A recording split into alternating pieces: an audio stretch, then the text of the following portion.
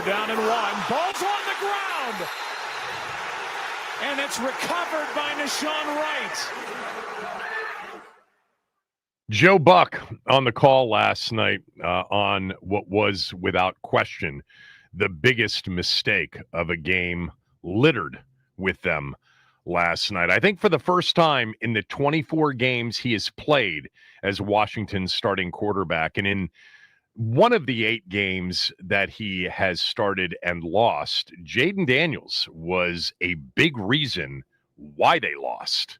There were other reasons, but as he described it, his lack of focus on that play was costly. Washington is 3-3, and they deserve it. Good morning, everybody. Max is with me. Ben will join us later in the show. Your chance to weigh in about an hour. I've got a pretty long game take list of things that I liked, and there were things to like, but a lot more things to not like from a disgusting 25-24 loss to the Bears on what turned out to be a much wetter and breezier and sort of depressing night in Landover. You know, you look at this game after the fact, but even during the fact, both teams made enough bad plays to deserve the loss. Washington just made more of them. And now at 3-3 with a brutal part of their schedule, at least as it appears now, coming up, their season is a bit in the balance, hanging in the balance. They have road games at Dallas and Kansas City in the next 2 games. They're going to face one of the best offensive teams in the league with, let's face it, one of the worst defenses in the league once again. They're going to go to Kansas City on a Monday night, and then they get to come home against Seattle and Detroit. This is a 4-game stretch before they go to Madrid that I think has a chance to tell the tale on Washington's 2025 season. They better win at least 2 of these games in right now what is a loaded NFC. Woo! That one was a bit unexpected. Look, I felt like Chicago could win the game, talked about it all week, but I didn't expect them to win it. I thought it would be a tight, hard-fought game. Didn't expect Washington to lose it, not the way they did lose it. It was a bad start to the night. Once again, a slow start. 4th time they've been down double digits in a game. They were down 14-0 against Green Bay, down 10-0 in their loss to Atlanta, down 10-0 last week against the Chargers, and down 13-0 last night against the Bears. And they recovered, and they had an 8-point lead in the 4th quarter, and they had the lead with the ball a couple of times up 24-22, but they didn't do enough to win the game. And this one hurts. It hurts for the larger picture in the NFC, and it hurts because in the interim, we've got a lot of questions that are starting to get answered, especially on the defensive side of the ball. This is one of those games, by the way, as the great Ken Beatrice, the pioneer of sports talk radio in this town many, many years ago, used to say about NFL games, more games are lost than won, he would say with his New England accent. Not well done by me there. And last night was the perfect example of that. Washington lost the game more than Chicago won the game. And they lost the game. It starts with -3. Turnover margin is the go-to if you don't watch a game and you're just wondering, reading a box score, who won and how it happened. If you see a -3, 95% of the team, the team with the -3 in the turnover margin lost the game. You don't need to look at anything else. It is a death sentence, -3. That is too big of a differential. You know, -2 last night, they may have overcome. They overcame a -3 last year at home against Philadelphia in December. They turned it over 5 times. They got 2 back, but it was -3, and they won a game. But 95% of the time, -3 equals a big L. And last night's -3, 2 of those are on the quarterback. Because let's face it, in the games that he has played in, and we're talking now of the 24 that have been played since he arrived and started, they've only lost 8 of those. And in most of those 8, you couldn't point to Jaden and say, yeah, he was the culprit. He was the major reason. Got to do it this morning. Got to do it. Because those 2 turnovers, the last one in particular, were deadly. The first one they were able to overcome. When you throw a first quarter interception, which, by the way, was on him, definitely on him. The throw is late. He's made that throw before, but he was not on time. He was late. But they overcame that. They had a lead. You can overcome a turnover early in the game, against an opponent that you are actually, I think, better than. Not last night. But you can't overcome what he called, quote, a lack of focus, close quote, with just over 3 minutes left in the game on a wet field with a wet football on a botched fumble. That has to be supreme focus, not lack of focus. He did a hell of a lot of good things last night. They're not in that game last night without him. I mean, I think everybody understands that. But the 2 turnovers and the last one in particular, the lack of focus with a wet football, with the game on the line, on 3rd and 1, did them in. Did them in. All right. That is a mistake that you cannot make in that spot. He's got to be better. So you have to call for the first time, I think, really. I don't know. Some of you called him out in the Philadelphia game last year on the road. Short turnaround against Vic Fangio. Didn't play that well. Didn't play that well against Dallas in the season finale in the first half. But last night was the first legitimate moment of his career where he's going to take some bullets, and he deserves them for the loss. Sure, the defense could have stepped up and bailed him out on the final Chicago drive of the game, but did you have any confidence at that point that it would? Because what has emerged here in recent weeks is the bigger, larger season-long concern. The defense isn't good again. It's got areas in which we thought it had made progress and it was improved. But the bottom line is, if they're not playing Russell Wilson's Giants or Geno Smith's Raiders, or an absolute demoralized and decimated Chargers offensive line, they have been bad. Bad against Green Bay, bad against Atlanta, and bad for different reasons last night. The reasons being more like last year's reasons. Couldn't stop the run. It was an embarrassing final drive. Embarrassing. A true no resistance final drive after the quarterback made a killer mistake. Defense could have still bailed them out. 3rd and 5, easy pitch and catch, like backyards, father and son to Loveland. Are you kidding me? It's 3rd and 5? You're going to leave this dude wide open for an easy pitch and catch first down? And then to let DeAndre Swift run Jake Moody from a 50-plus yard field goal into a chip shot with barely even touching him when run is coming. They're trying to run the clock out. They're trying to make Washington burn their timeouts. And you can't stop him from running for 34 yards on 5 carries to make the field goal super chip shot easy. 0 resistance on that final drive. Embarrassing final drive for Washington last night. An atrocious night overall for the defense. The worst night of the year against the run. Looked like last year. That's what it looked like last year, all season long. Gaping holes, bad tackling, no edge setting. This was a team that couldn't run the football coming in. Couldn't run it. DeAndre Swift, 7.7 yards per carry. Why didn't they give it to him more? Like, I was looking, during the game, I'm like, shouldn't they be running even more? It's kind of like the Detroit playoff game. Like, Ben Johnson forgot that Jahmyr Gibbs was running through Washington's defense at 10 yards per clip. DeAndre Swift had 14 carries in the game. Caleb Williams had 29 pass attempts. Flip that around, and Washington gets run out of the building.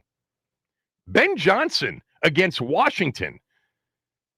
Gibbs last year should have touched. I think it was Gibbs who had 14 carries last year when he should have had about 24, and that would have never been a ball game.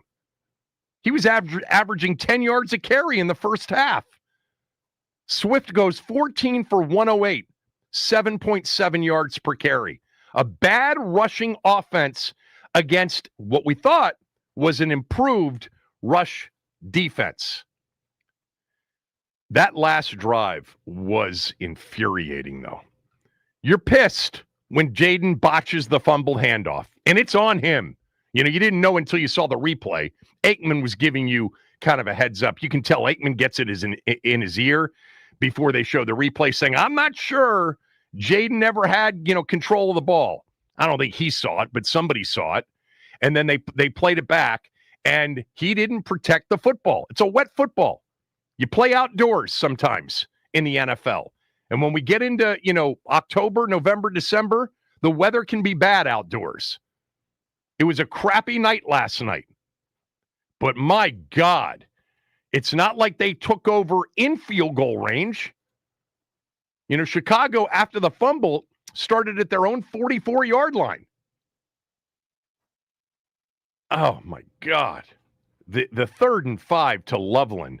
Cover somebody, please. People are wide open. Thank God Zacchaeus dropped that ball from the 3-yard line. He's still running if he catches that. Bad night for the defense. Bad night for Jaden because of the 2 turnovers.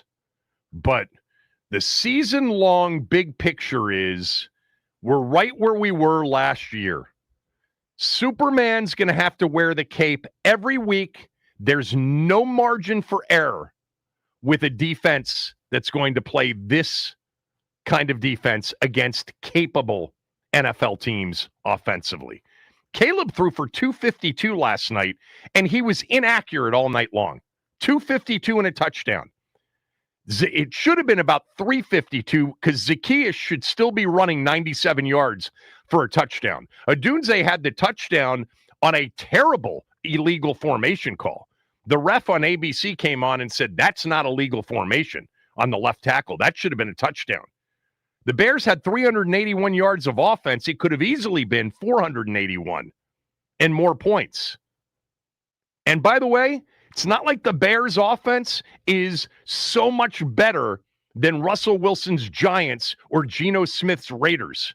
It's getting better, and they've got Ben Johnson, okay? He is a play caller, for sure. He is a designer, and they changed things up. Coming into the game on the show yesterday, I said, look, they've had a week. What are they going to change? Well, they went with less, 1 back, 2 tight ends, 12 personnel, more 3 wide receivers out there last night than we have seen. We saw them blitz more. I think those numbers will reflect that. We saw them play more in the box against the run defensively. I think the numbers will show that. I wrote down at least 6 different times in the first half where they had 8, almost 8.5 in the box on an early down. Dallas is a lot better than Chicago offensively. Kansas City, they'll have Rashee Rice back, a lot better than Chicago is offensively. The Seahawks, much better. Detroit, much, much, much better offensively. They got some tests coming up, man. And because they're not making up for it with takeaways, with opportunistic, plays here and there, they had a couple last week. Okay, and those were huge plays in the game. They're going to need a couple of those every week, and they're not a takeaway team. They've got 3 through 6 games. 3. Only 2 teams have fewer than 3, and one of those two teams has played 1 less game. If you can't stop people consistently, if you don't have a wrecking crew pass rusher, If you don't have a game-changing, game-wrecking pass rusher, which they don't have, you better somehow do what Chicago does. Take the ball away. They now have 12 takeaways in 5 games. 12 for them in 5 games.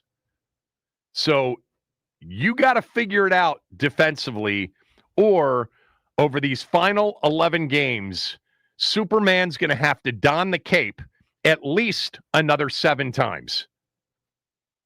And he did it last year 12 times. You're going to need it at least another 7 to have a chance. And last night he did it, but he made too many mistakes. And those mistakes were clearly on him. Just not a good night overall. Really, really rough night. And really leaves you with the thought of, if they're that bad also against the run, where are the answers defensively? Where are they? Quinn's got to figure some crap out soon. He's got to figure out why his defense doesn't cover and then makes up for it by being bad against the run and not a good takeaway team. Because you can't possibly be a legitimate deep into the postseason threat if you can't get off the field consistently against Chicago. My game take next.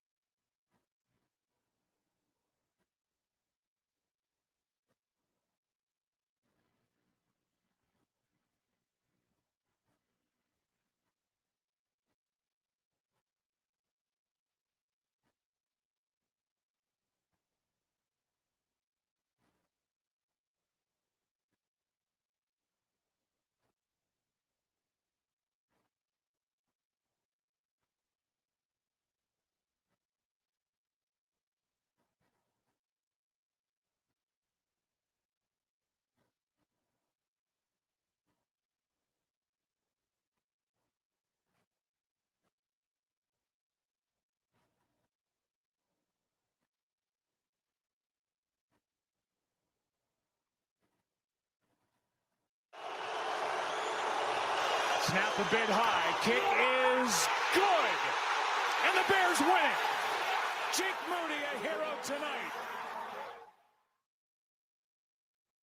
From CJ, Kevin's so right about the defense. An absolute pathetic final drive. Yeah, that was, hey, man, come in, as Doc would say, come in, sit down, have a meal with my wife, enjoy her company, and then, take my house and kick me out. That was zero resistance. How about just once? Jaden messed up last night, okay? The 2 turnovers, the last one in particular, on him, super costly. How about once, instead of, him needing to carry you to a victory, how about helping him out once?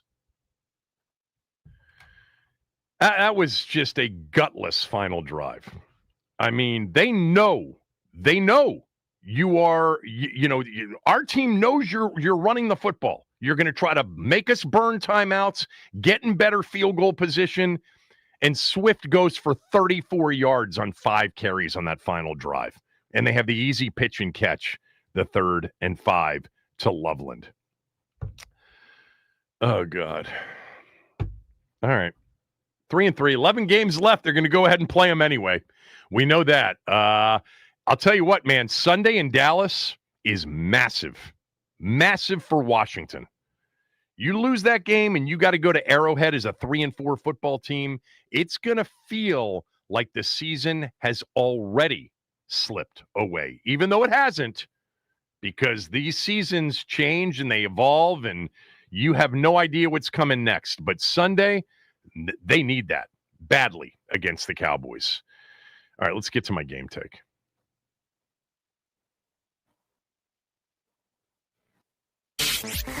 Kevin's take, the good, the bad, and the ugly from yesterday. All right, what I liked, Luke McCaffrey is outstanding on kickoff returns. I mean, he is legit great on kickoff returns. This new rule and the kickoffs into the landing zone because they don't want the ball coming out to the 35 on touchbacks. I mean, Debo was really, really good on kickoff returns. They have decided not to overwork him with Terry and Noah Brown both out, and that is understandable. By the way, let me just mention real quickly, anything coming out after the game about Debo's health? We know the heel injury and he missed some practices.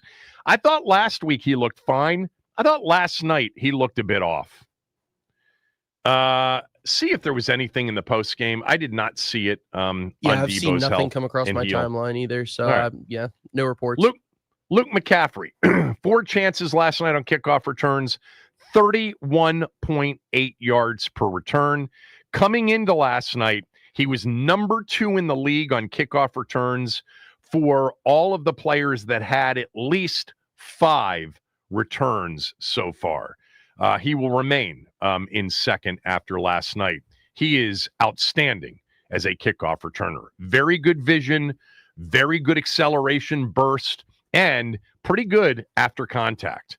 Number 2 on the list of things that I liked, and this may be a bit sort of a backhanded kind of compliment, because overall, kind of the red zone 1 for 3 for the Bears and the number of field goal attempts that Washington and its defense, I would say, participated in, meaning I think the Bears had a lot to do with their field goal attempts and not more touchdowns. But the bottom line is the Bears were held to field goal attempts 4 times after long drives, not counting the final drive, because the final drive, they're playing for a field goal.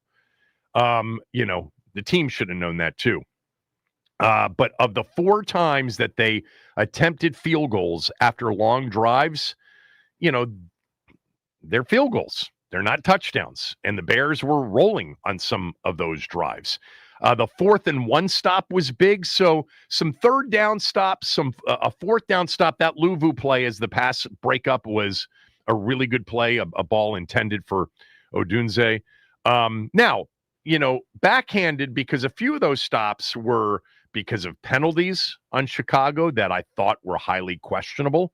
I thought it was a ticky-tack offensive pass interference penalty on Colston Loveland on the 11-yard catch that backed them up to a 2nd and 20 and ultimately derailed that drive, which led to a field goal. Adunze caught that touchdown pass on a play in which the left tackle was called for an illegal formation. He was not in an illegal formation. The referee guy on ABC said it was a bad call, explained why it was a bad call. So in a few cases where the Bears were held to field goals, the Bears participated in their own demise, or the referees participated in their demise. But Luvu's play on the 4th down was huge. They also blocked one of the field goal attempts. Payne got credited for the block. I think Payne got it, but Kinlaw and Payne were kind of there. It was a very low kick, which is another reason why on the final drive, you got to force this guy, Jake Moody, into a 50, 48, 49, 50-yarder because it came out so low. He's been a disastrous kicker, which is why he was out there on the street. Overall, the Bears were 3 for 10 on 3rd down. One of those, again, one of those 3rd down stops, it was a bad snap back to Caleb on its shotgun on 3rd and 1, and he ended up taking a 5-yard loss on that play. But 3 for 10 on 3rd down, 0 for 1 on 4th down, blocked field goal. The Bears had 10 drives in the football game, and they moved the ball from their own territory into Washington's territory. On 7 of those, they started in Washington's territory on 1 of them. So 8 of the 10 drives ended in Washington territory with them having a chance to score points. So that's not good. 8 out of 10. 8 out of 10 times when you touch the ball and you're in position to score on the other side of the 50, that's good for you, not good for the defense. But I guess holding them to field goal attempts was a good thing. Letting them get into position for those field goal attempts was not a good thing. Hence, sort of a backhanded compliment to 3rd down, 4th down, red zone, holding the Bears to field goal attempts. Next up on the list of things that I liked, I thought Jeremy McNichols made some plays. I like Jeremy McNichols. I think he's a good player. I'm not here grading every single one of his plays. He had a drop on a 3rd and 16 check down. So that is a negative. And by the way, I think on that 3rd and 16 check down, there was a chance for him to get the first down. How many of these 3rd and long check downs to Jeremy McNichols are going to end up in potential, first downs? Not a bad 3rd and long play. Last week, a 3rd and 10, he got 11, broke a tackle, got to the sideline, picked up the first down. Last night, 3rd and 13 check down, picks up 15 yards, moves the sticks. 3 catches, 30 yards overall. I think he picked up a really good blitz on the touchdown pass to Chris Moore. Jaden, had 6 dudes pressuring him, and McNichols got one of them, allowed him to get that throw off to Chris Moore. I like McNichols. I think they do too, clearly. I guess on the list of things that, weren't terrible, Zach Ertz, had 6 catches on 6 targets, so it was a productive night for him, including the touchdown catch. Chris Moore, had 3 catches on 5 targets. And Jalen Lane had a really good double move, and a 37-yard catch. So I'd probably throw the 3 of them onto the list of things that I liked. Luvu's game is going to be one of those games where he made some plays. He had a sack. He had a 4th down stop, huge plays, but he also had some, issues last night in coverage and elsewhere. Defensively, Kinlaw always sticks out to me at least once or twice, but when you get run on like they did in every single gap, it seemed like, I can't imagine anybody up front's going to grade out very high. Maybe Duran.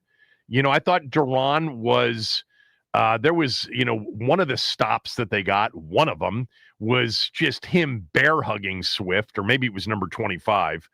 Armstrong had a sack, but kind of was more, I thought, on Caleb holding it.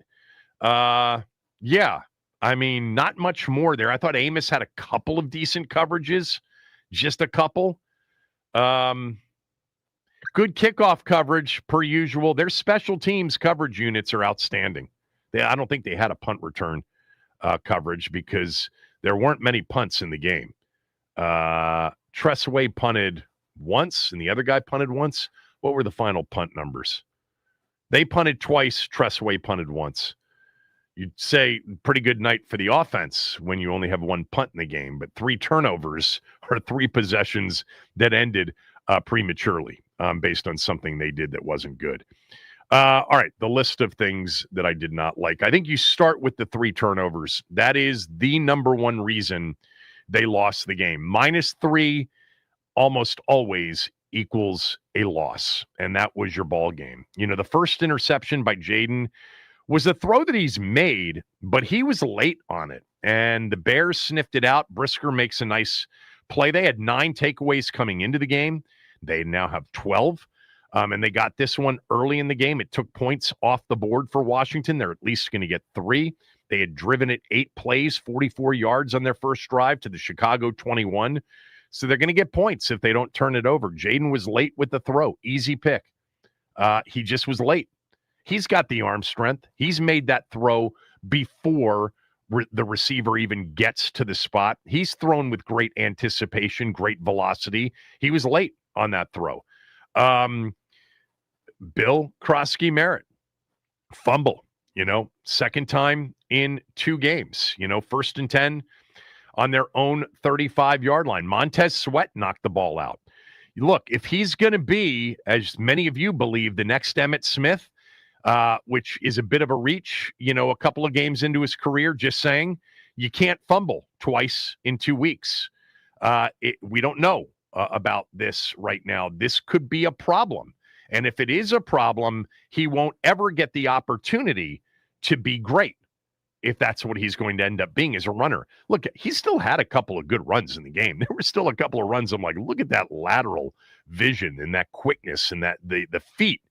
And the cut ability, and he almost got hit for about a 3-yard loss and was able to get out of that and turn it into a win. But fumbling is a problem. So that was the second turnover, and that led to a touchdown. 5 plays later, the Bears are in the end zone on Caleb's keeper, and it's 13-0. And then the last turnover, look, I mean, already talked about it. It was on Jaden, period. He said lack of focus, whatever it was, you have to be better in the elements. You've got to protect the football, especially in a close game, a 2-point game. That there is a better chance when the ball is wet of something going wrong. You got to handle it accordingly. The ball never got into Krosky-Merritt's gut. That one is totally on number 5. Totally. 3 turnovers in the game. The last one, just an absolute deadly turnover, as they are 1 first down away from icing the game. 1, now if they get the first down, 1 additional after that one. It was 3rd and 1. If they get the first down there, they are 1 more first down away from taking knees and winning 24-22. 3 turnovers is the reason they lost the game more than anything else. And Jaden had 2 of the 3. He played pretty well outside of those 2 out of 3. If he only commits the first one, they win the game more likely than not. But his 2 turnovers clearly cost the team. That's number 1 on the list of things that I didn't like, the 3 turnovers. Number 2, I could just say the defense. I'll start, though, specifically with the run defense. It was alarmingly awful. It was so reminiscent of last year. And what makes it worse is Chicago was a bad running team coming into this game. We talked about like this matchup, at least on paper, and things change, and they had a bye week, and they changed some things up offensively and defensively. But, number 1 rush offense against basically the worst rush defense, and an improving rush defense, top half of the league going into the game against one of the worst rush offenses. Yeah, not last night. Chicago had great upfront, blocking. There were gaping holes. The edge was never held. Swift had the biggest night, but number 25, the backup, had some good runs as well. DJ Moore, Caleb participated. 27 carries for 145 yards as a team, 5.4 yards per carry, and Swift leading the way, 14-108. Again, I said in the open, I mean, this is the second time Ben Johnson in as many games against Washington where he hasn't, in my opinion, run the ball enough. Last year, Jahmyr Gibbs getting 14 carries was criminal. You know, that game probably does not end up with the same result if Gibbs gets 20 to 25 carries in that game when he was averaging 10 yards a carry. And last night, Swift, 14 carries. Are you going to tell me that if he had gotten another 6, he would have worn down? He wasn't touched a lot of the night. Like, they had 29 pass attempts. If you count maybe a couple of scrambles, like 31 pass attempts, like 25 rush attempts, when your number one back is going for 7.7 yards per carry. I like Ben Johnson as a designer, as a play caller, but we've had 2 experiences on the other side where he had something that could not be stopped, and for some reason decided to try to play other hands. And again, I'll get to the final drive, but what Swift did on that final drive was emasculating to Washington's defense. Really, really gross to watch. The pass defense this week, not as much of a pass rush as last week. And so when you're not very good on the back end, and this team clearly is not, they can't, they don't see the problem right now defensively is they don't have a game plan for defensive player. They don't have a game-wrecking defensive lineman or edge rusher, and they don't have a lockdown corner. That's a tough spot to be in. And then on top of it, you got issues with tackling. You got issues with communication. I didn't see the same issues with communication. There was one with Lattimore and Quan Martin on Adunze's 21-yard catch. It looked like Lattimore was pointing in one direction and they got kind of picked off. Maybe it was more about what I think DJ Moore did. But, they're just not great at covering. People were open all night long. And look, this was not a good game by Caleb Williams. Honestly, he's inaccurate, and that's part of his issue. He makes some plays, and I like the way he competes personally, but he's not a consistent, accurate thrower. He just isn't. He misses people a lot. He's been doing that since he's come into the league. And I guarantee you that Ben Johnson's back there going, look over here. We had DJ wide open. If you'd come back over here to Zacchaeus, wide open. There was a play in which he took the fourth down throw that they converted. Adunze's running wide open behind the defense. Now that's a 50-50 call kind of at that point. I don't even know where the biggest issues are. I think Sanderstill's the biggest issue in coverage more than anybody else right now, at least through 6 games. Amos has had some good moments. Lattimore, obviously not. Quan Martin, not so much. The pass defense, if you're not gonna get the pass rush they got last week, and by the way, the return of Darnell Wright at right tackle for Chicago, he was on the injury report. I thought he was pretty good in the game for them. Washington's got a problem pass defense-wise. I don't know how you fix it because you don't have somebody that can change the game as a pass rusher, and you don't have a lockdown cover guy. It's a bad spot to be in. And then if you're going to be bad against the run, as they were last night, and they haven't been bad against the run this year, you're in a heap of trouble. I mean, we're back to last year in many ways where you're going to have to put up, 30 and possess the ball like they did last year to win all those games. Next up on the things that I did not like list.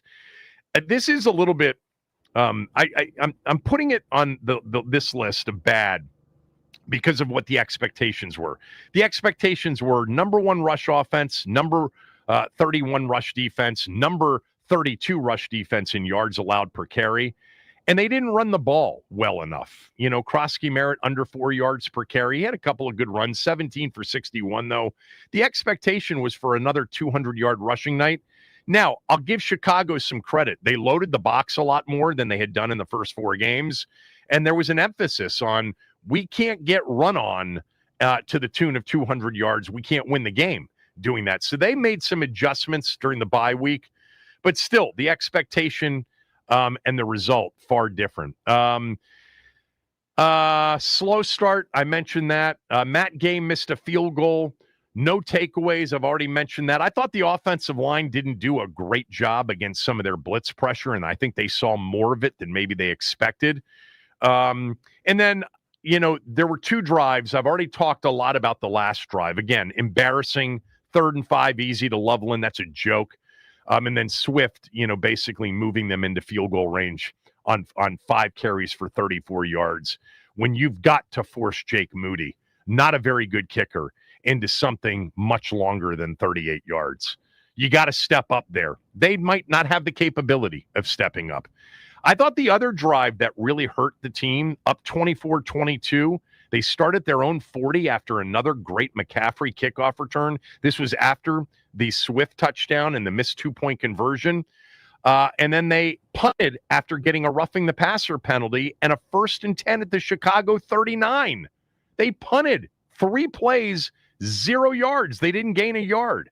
You got to get some yardage there so you at least have a chance to add 3 and make the lead 5. That was a disappointing offensive drive. They moved the ball pretty much at will for much of the night. They really did when they had the opportunity, but that was a bad punt time. That was a bad time for a punt.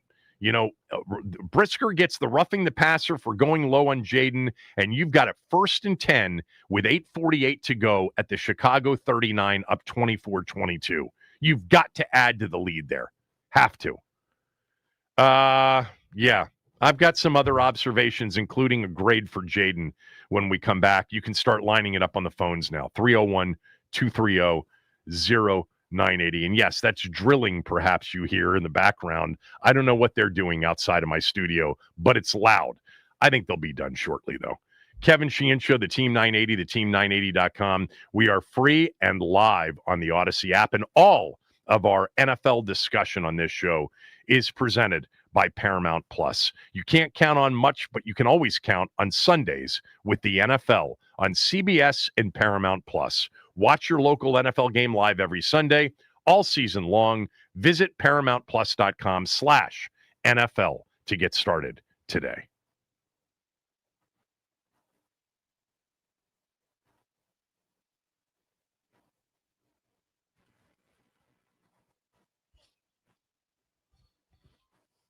All right, it's Tuesday. Commanders, they fall to the Chicago Bears on Monday Night Football by a score of 25-24. Back and forth game where Washington was able to claw back and gain the lead until a fumble late in the 4th quarter gives the ball to Chicago, giving them the opportunity to lead a drive and kick the walk-off field goal. Plus, it was announced this morning that Washington is signing edge rusher Drake Jackson, who missed the entirety of the 2024 season with a patellar injury that he suffered in 2023. To preseason basketball, the Wizards get the preseason win over the Knicks, 120-103. Marvin Bagley led the Wiz in scoring with 18 points, 11 rebounds, and 3 assists on 7 of 8 shooting. Over to baseball, the Mariners, they shell the Toronto Blue Jays 10-3, take a 2-0 lead in the ALCS. The Dodgers take a 1-0 lead over the Brewers after a 2-1 win in Milwaukee. And tonight, the Caps, they host the Tampa Bay Lightning. Logan Thompson expected to get the start. Puck drops 7 p.m. on 106.7 The Fan. This update is sponsored by the Team 980 YouTube page. Just open the app, type the Team 980, hit subscribe. Kevin Sheehan is live every day from 10 to 1. You can catch Denton's office throughout all football season. Don't forget to hit the like button whenever you do decide to join us and turn on notifications to stay up to date on all things DC sports. And that is what's trending.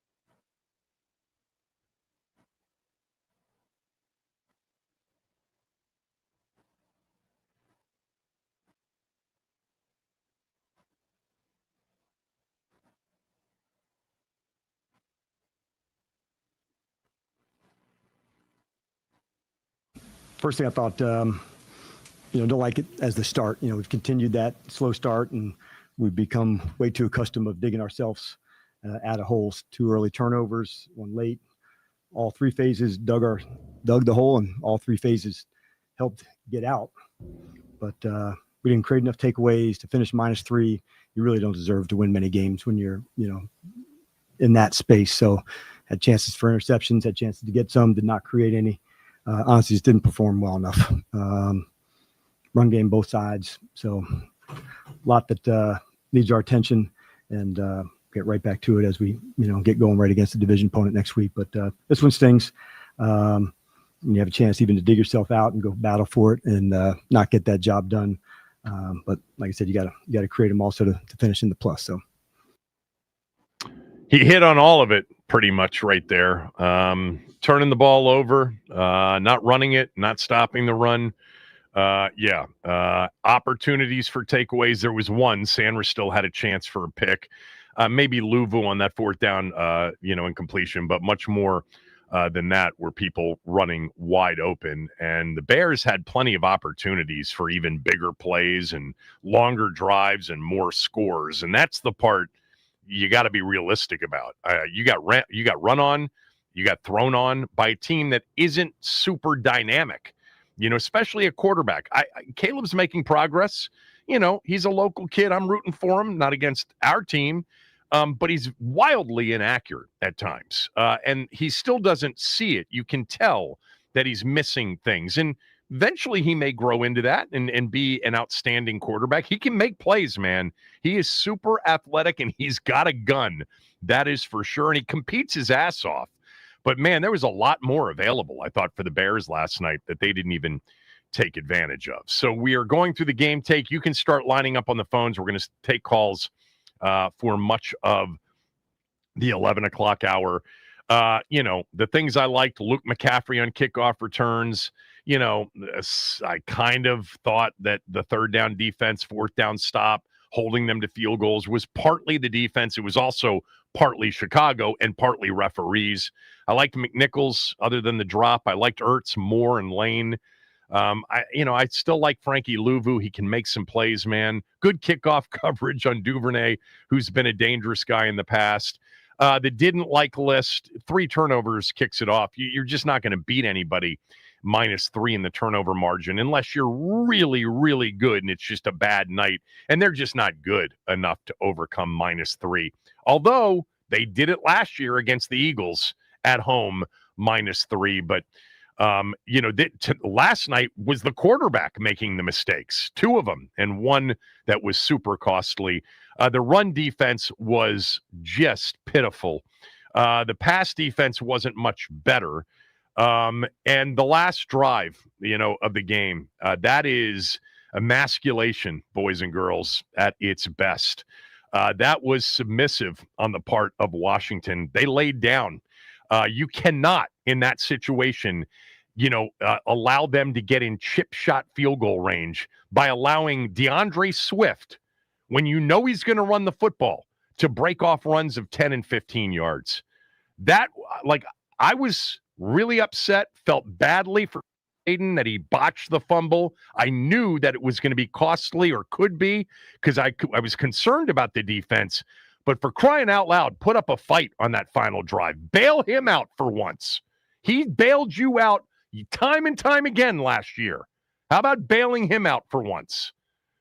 Offensively, that drive when they were up 24-22 and they started at their own 40 after another great McCaffrey kickoff return, they get the roughing the passer on the low hit, and you're 1st and 10 at the Chicago 39. Offense, you got to at least get 3 out of that drive. So there was a lot, on the list I didn't like. Matt Gay missed another, 50-yard field goal, clanked off the upright. Here's my other observations list. I'm going to start with Jaden. We'll take a break. We'll come back. We'll take your calls, and I've got a few others.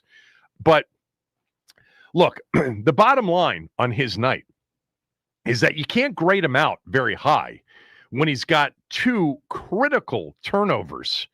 One took points off the board early, and one set them up to lose the game.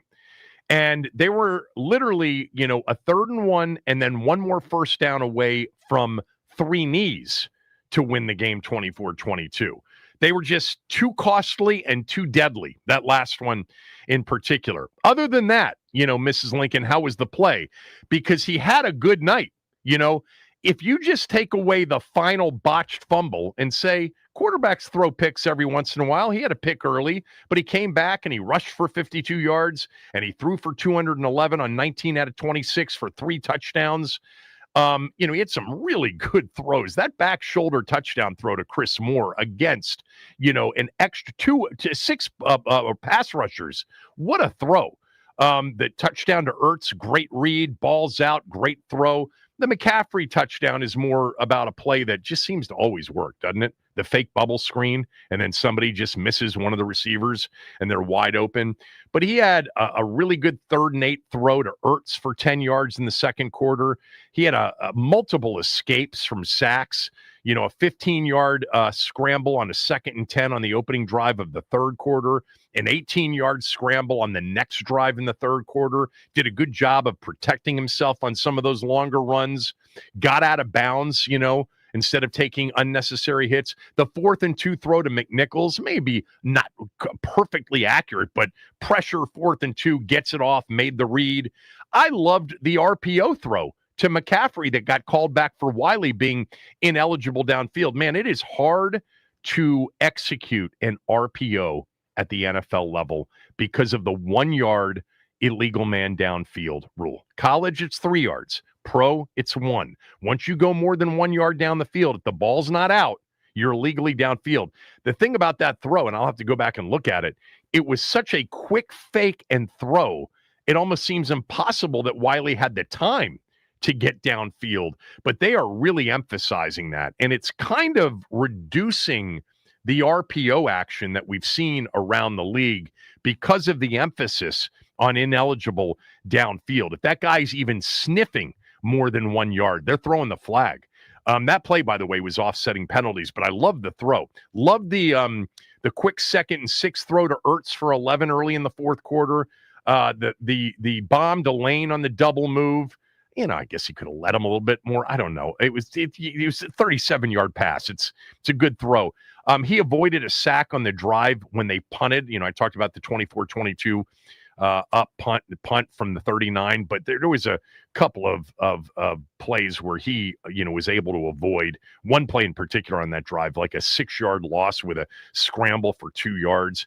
The 3rd and 13 with someone in his face when he hit McNichols on the check down and McNichols picked up the first down. Lots of really good plays for Jaden. He was Jaden again last night, except for the critical turnovers. I mean, the ball barely hit the ground for the first 3 quarters of the game. I mean, one of the passes didn't hit the ground because it hit Brisker right in the hands on an interception. There were a couple of things. The read option stuff didn't work last night. I think it's because they were loading the box and they were playing both. They were playing the give and they were playing the pull. He also lost a fumble earlier in the game on a scramble where the ball just came out of his hands without a hit. It bounced right back up into his hands. But at that point, he should have known. Wet ball, wet night, got to be protective of it. He took a bad intentional grounding penalty on the opening drive of the third quarter. He tried to act like he was throwing it to Jalen Lane, but he wasn't. He was dumping it, and that was a good call. I thought he was high on a throw to Chris Moore on the 3rd and 2 before the 4th and 2 that they converted. Yeah, I thought he took a sack. One of the sacks he took, it was before the game-altering fumble at the end. He took a sack, and I thought Ertz was open on the play. I'd have to go back and look at that. But look, overall, 2 turnovers. The last one in particular made it hard for them to hold on to their lead, especially with the defense being so pathetically awful last night. These turnovers carried, a ton of the weight of this loss. He was a C. Take away that last fumble, they win the game, and he's probably a BB plus, in the game. But he cost them in a major way. We haven't said that much, over the 24 games that he's been here. We haven't said very often, if at all, Jaden really cost them a chance to win the game, but he played a big role in them losing that game last night. I give them a C. It's the best you can do when you have 2 back-breaking turnovers. The rest of it was pretty damn good, as it was last week. But you can't turn the ball over, not with this defense this year. Can't turn the ball over. I've got a few more observations, and I'll take your calls next.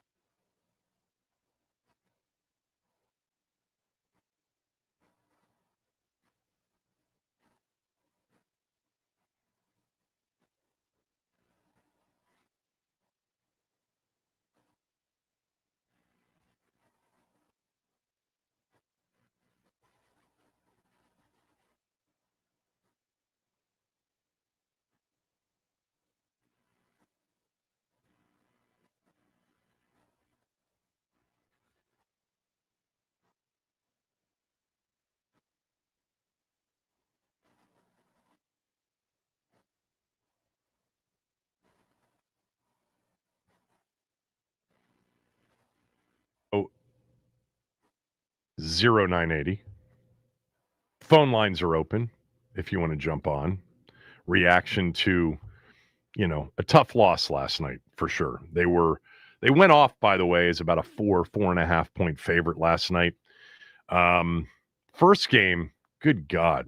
I mean, Atlanta. They've got 2 studs. We saw them. We saw them in the game where they, completely dominated our team. But Drake London and Bijan Robinson are stars in this league. They beat up on Buffalo last night. Bijan went for like 250 combined yards, something like that. Insane. He might. Running backs aren't going to win the MVP anymore. Bijan Robinson should be in consideration for the MVP. I think Jonathan Taylor should be as well this year. All right, real quickly on the other observations. The challenge that Quinn used in the first half was definitely not worth it. Okay.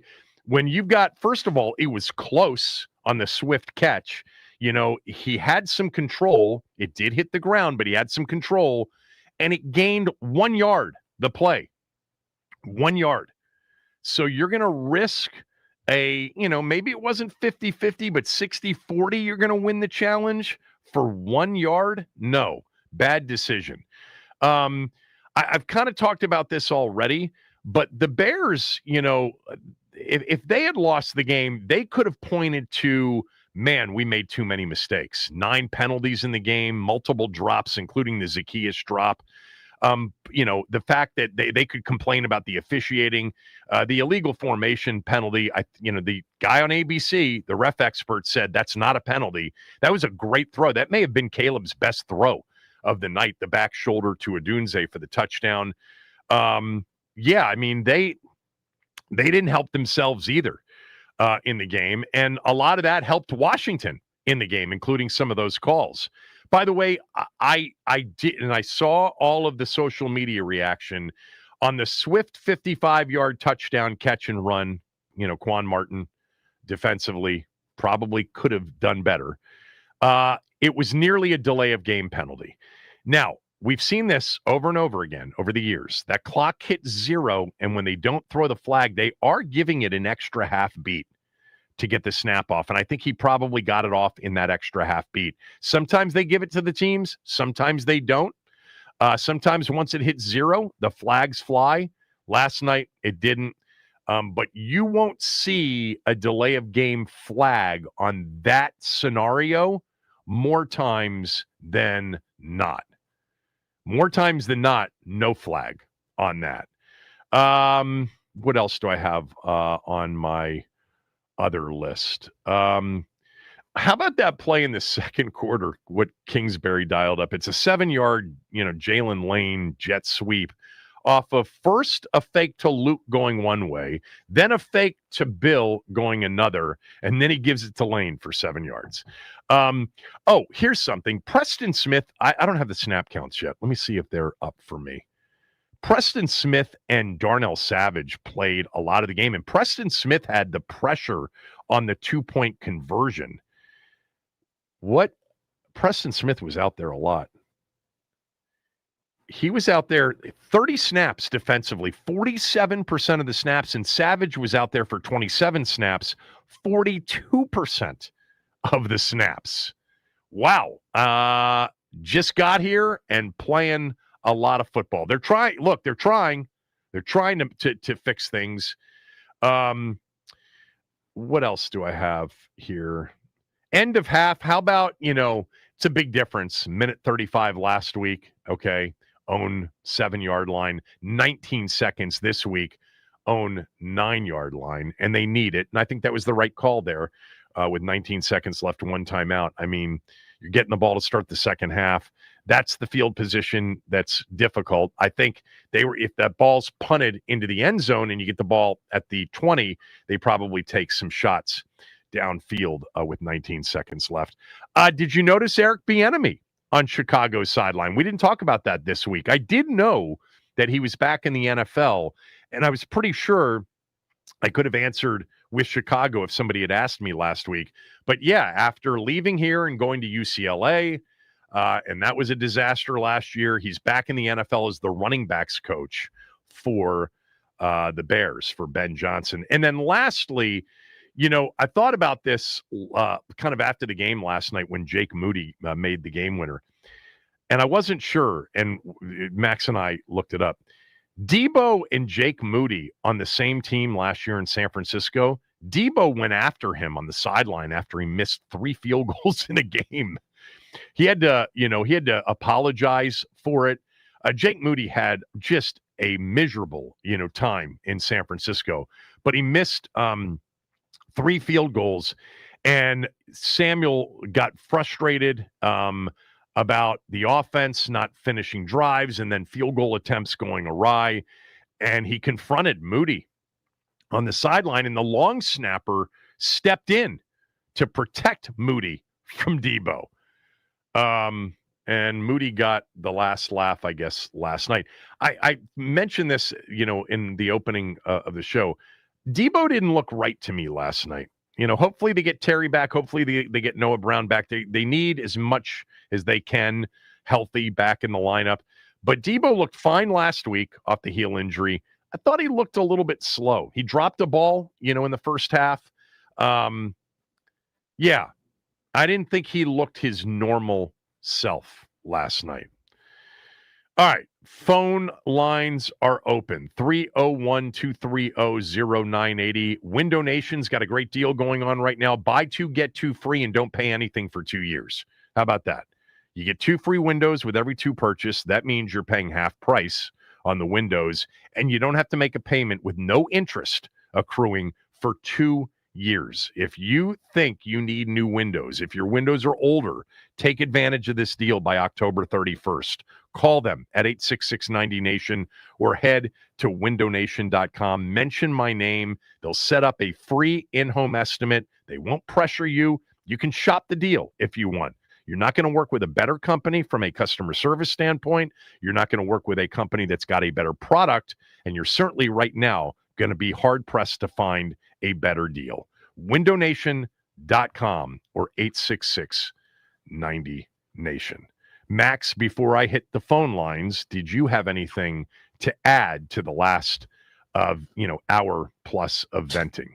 I mean, listen, I was in the gate, or I was in the building last night, and it just, I mean, I said it to you after that fumble, the drive where Chicago was just marching down the field. It felt like a knife was in your gut and just kind of twisting, and it sucks really bad, especially when you get outmanned in the trenches by a team that you I don't want to say look at as inferior, but I feel like our trenches should have beaten theirs, but that's not how the game went. That's why we play the game. But you can't lose the turnover battle 3-0 like that. You can't. You got to capitalize on some of these mistakes that Chicago was making all last night, and they just didn't do it. So on to Dallas. It's going to be a big week. Me and Brian are going to be talking a bunch of smack all week in this room. But yeah, on to Dallas. Is Brian a Cowboy fan? Oh yes, big time. Okay. Real quickly on I just looked at my other notes. The return of Edwards, number 53, was huge for Chicago's defense. Just want to mention that. Who did we have call yesterday who said we shouldn't talk about injuries, they're kind of meaningless. The return of TJ Edwards, their middle linebacker last night, was huge for them. And the other thing I'll mention is Tremaine Edmonds has turned into a really good player. Every time I watch him, the former Virginia Tech guy who was in Buffalo all those years, I like him. Number 49. All right, let's kick it off with our guy Mark in Largo. What's up? What's up, Kevin? Kevin, I think it's time that we have we may have to have a come to Jesus conversation, and I think you need to at least look and examine at this. Adam Peters is failing Jaden Daniels. And I'm going to tell you why I say that. Kevin, have you looked at the 5 quarterbacks that were drafted with Jaden Daniels last year? You look at all the toys those 5 quarterbacks have around them, and look at the toys that Jaden Daniels has around him. Well, I kind of figured. It'd be nice to have Justin Jefferson and Jordan Addison. It'd be nice to have Courtland Sutton and Marvin Mims. And Bijan Robinson. Even what Caleb has. Bijan and Caleb has. London. Yeah, they've got better. Yes. Okay. Here's the problem. Here's the problem I have with Adam Peters. Okay. I have no problem with what you were doing with Terry McLaurin. No problem at all. Then why did you trade for Deebo Samuel? Because it was cheaper to get. Yeah. Really? And he needed another weapon. He's trying to help out Jaden. Okay. That's fine. But he's 3 or 4 years old. You got 2 guys. Really, you got 3 if you want to throw in Zach Ertz. You got 3 guys that are productive. And I'm not knocking. Luke, I love Luke, and I love Jalen Lane. I love both of them. But we got to give them time to see how they develop. But they're not number ones. They're clearly not number ones. Right now, they don't have a game breaker. You could have went out and got T. Higgins, but people said that was too expensive. Of course it's going to be expensive because you got to pay for somebody. You could have went out and got. Let me ask you a question right now, Mark. Just slow down. Everybody knows that these young quarterbacks. Everybody knows who the receivers are in the supporting cast. We don't need to go through each one, and we don't need to go through all the offseason moves. But here's a thought-provoking question, if I can say so myself. Would you have preferred T. Higgins or Trey Hendrickson in a trade if, let's just call it was equal value in the offseason? You want my honest opinion? Yeah. That's why I asked the question. Defensive end in the second round instead of going after Trey. Okay, that was not one of the options. That was not one of the options. A, T. Higgins. B, T. Higgins. Trey Hendrickson. T. Higgins. Here's the reason why I say that. Not me. Not me. Of course you would. Of course you would say I'd love them both. But they need a great defensive player, a guy that can change games and alter the way teams view us defensively. And you couldn't have drafted that in the second round? Well, you know what? Maybe they could have. They could have drafted it in the first round. But they didn't pick until the end of the first round. And God knows, and I guarantee you were part of this crew. You fell in love with Trey Amos. You had him. You literally had him as Darryl Green number 2 in July. But see, did you need him? Yeah, you needed That's my him. question. Of course, have you seen their needed a defensive secondary? end. You know What would it be You know without what, him? Kevin, let me ask you something. What did you say today that you said last year? We can't stop the run on the edge. It's the same problem we had last year, right? Because we didn't address the defensive end issue in the second round or the first round. I agree with you. We could have drafted one in the first round. Right. We could have drafted one in the first round. Yeah. I mean, look, you could got to have start looking at. I think absolutely. I think we got to start looking at Adam Peters and take the blinders off. Yes, you had Jaden Daniels. That was an easy pick. That was a very easy pick. But all I'm saying is this. Okay. You got to start looking at Adam Peters and start saying, you know what, bro? You got to do better. Okay. I'm not saying his job. All I can do in my better. response to you is say, in the first year, they went 12-5, and they were 60 minutes away from the Super Bowl with Kevin, a roster that here? literally they had to try to flip in one season. I got to move on. And we're going to be the 49ers. Let's go to Joe in Springfield. Joe, go ahead. Hey, Kevin, man, I don't know if I can follow up what Mark just said, but I'll do. Well, I think part of it, Joe. I think part of it is, it's like this incredible, almost bipolar, existence of our fan base. It's like let him cook when he, makes the trade on draft day in 2024, moves back, picks up, Sandra Still and Sinnott in a trade with the Eagles. Oh my God, the Jahan Dotson trade, fleecing Howie Roseman. Let him cook. He would have picked Jaden Daniels #1. Sandra Still's a steal. Brandon Coleman's a starter. And over the summer, it's like, oh my God, they got it right with Trey Amos. This guy is a taller version of Darryl Green. And the 7th rounder, this dude is the next Emmett. And then after a loss, Adam Peters ain't cooking like he was yesterday or 2 days ago.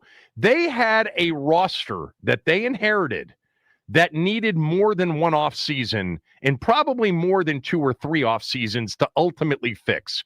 But they got the most important thing right. They got a quarterback at number 2 that looks transcendent, that looks starter at an elite level for the next 10 years, knock on wood health. And that will keep you in the mix as you try to develop a better supporting cast. And I think he tried that with Connerly Jr. in the first round. I think he tried that by bringing in Debo in the offseason. Right now, I don't think offense is their problem. I don't. It was a problem turnover-wise last night. I think their biggest problem in most of the games they will play the rest of the way is the same problem they had last year. They're not very good on defense. Go ahead. Well, let me make my points. Go ahead. And that's okay. Hey, listen, we're all venting today because it was depressing last night for sure. Nope, I'm not going to stop you there. But I will say some highlights last night.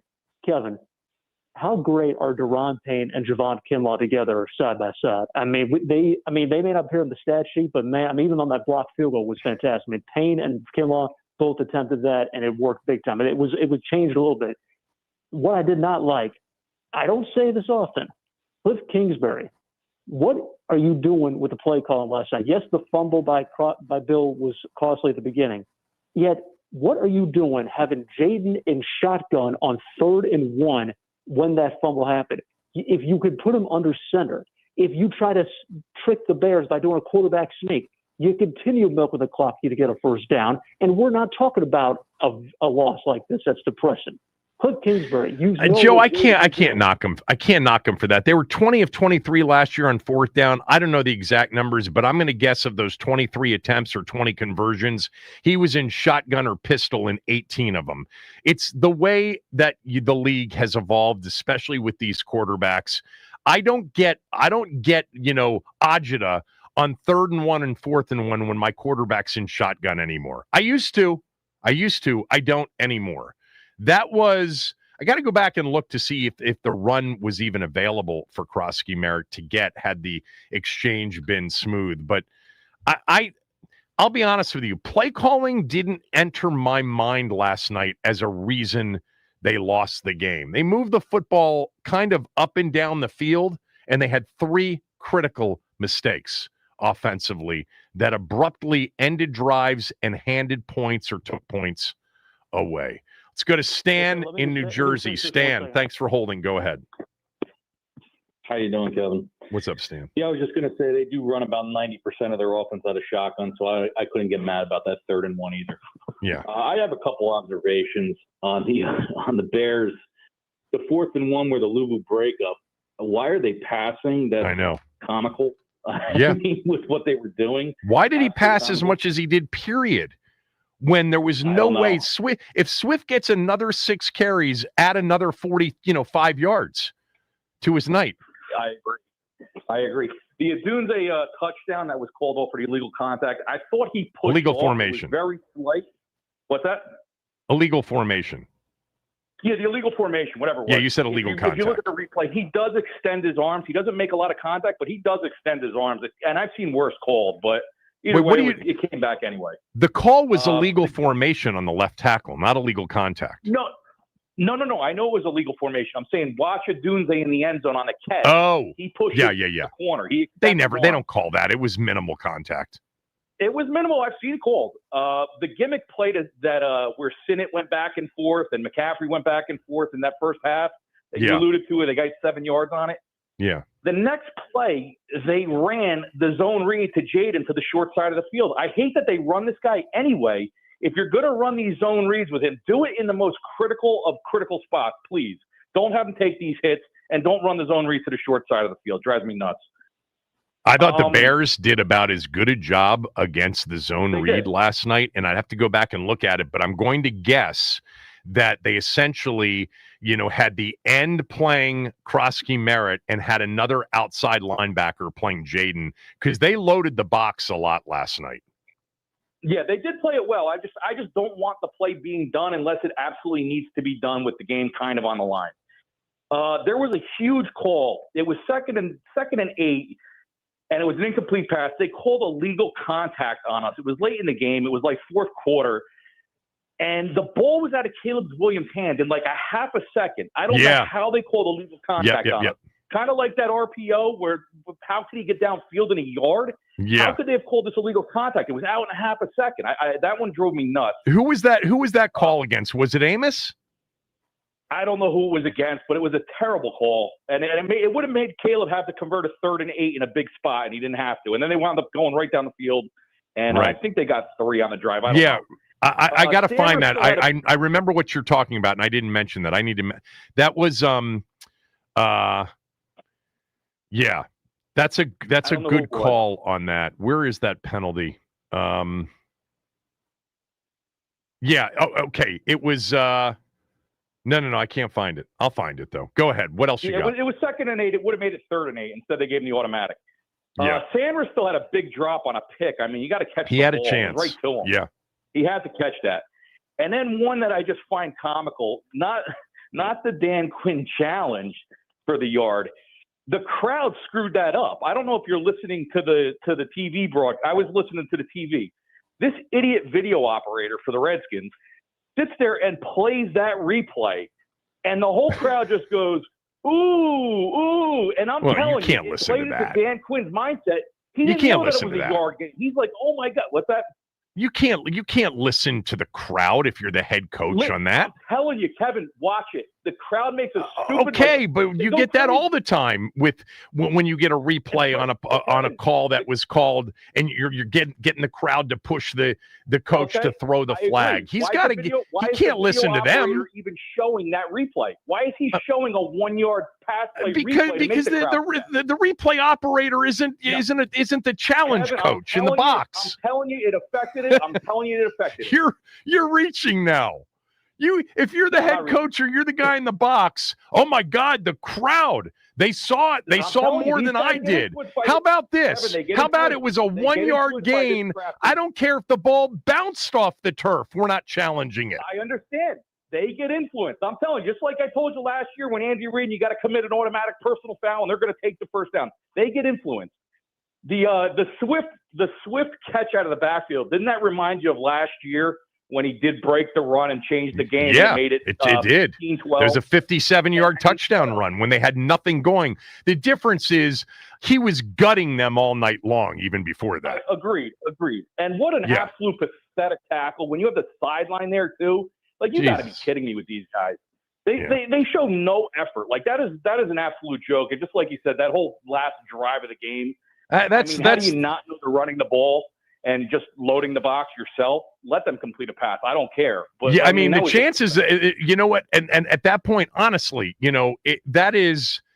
If they throw it and they end up scoring a touchdown, so be it. We'll get the ball back. But you've got to load the box. They're going to try to make you use the timeouts left that you've got left. They're going to try to get better field goal position. They're already in it.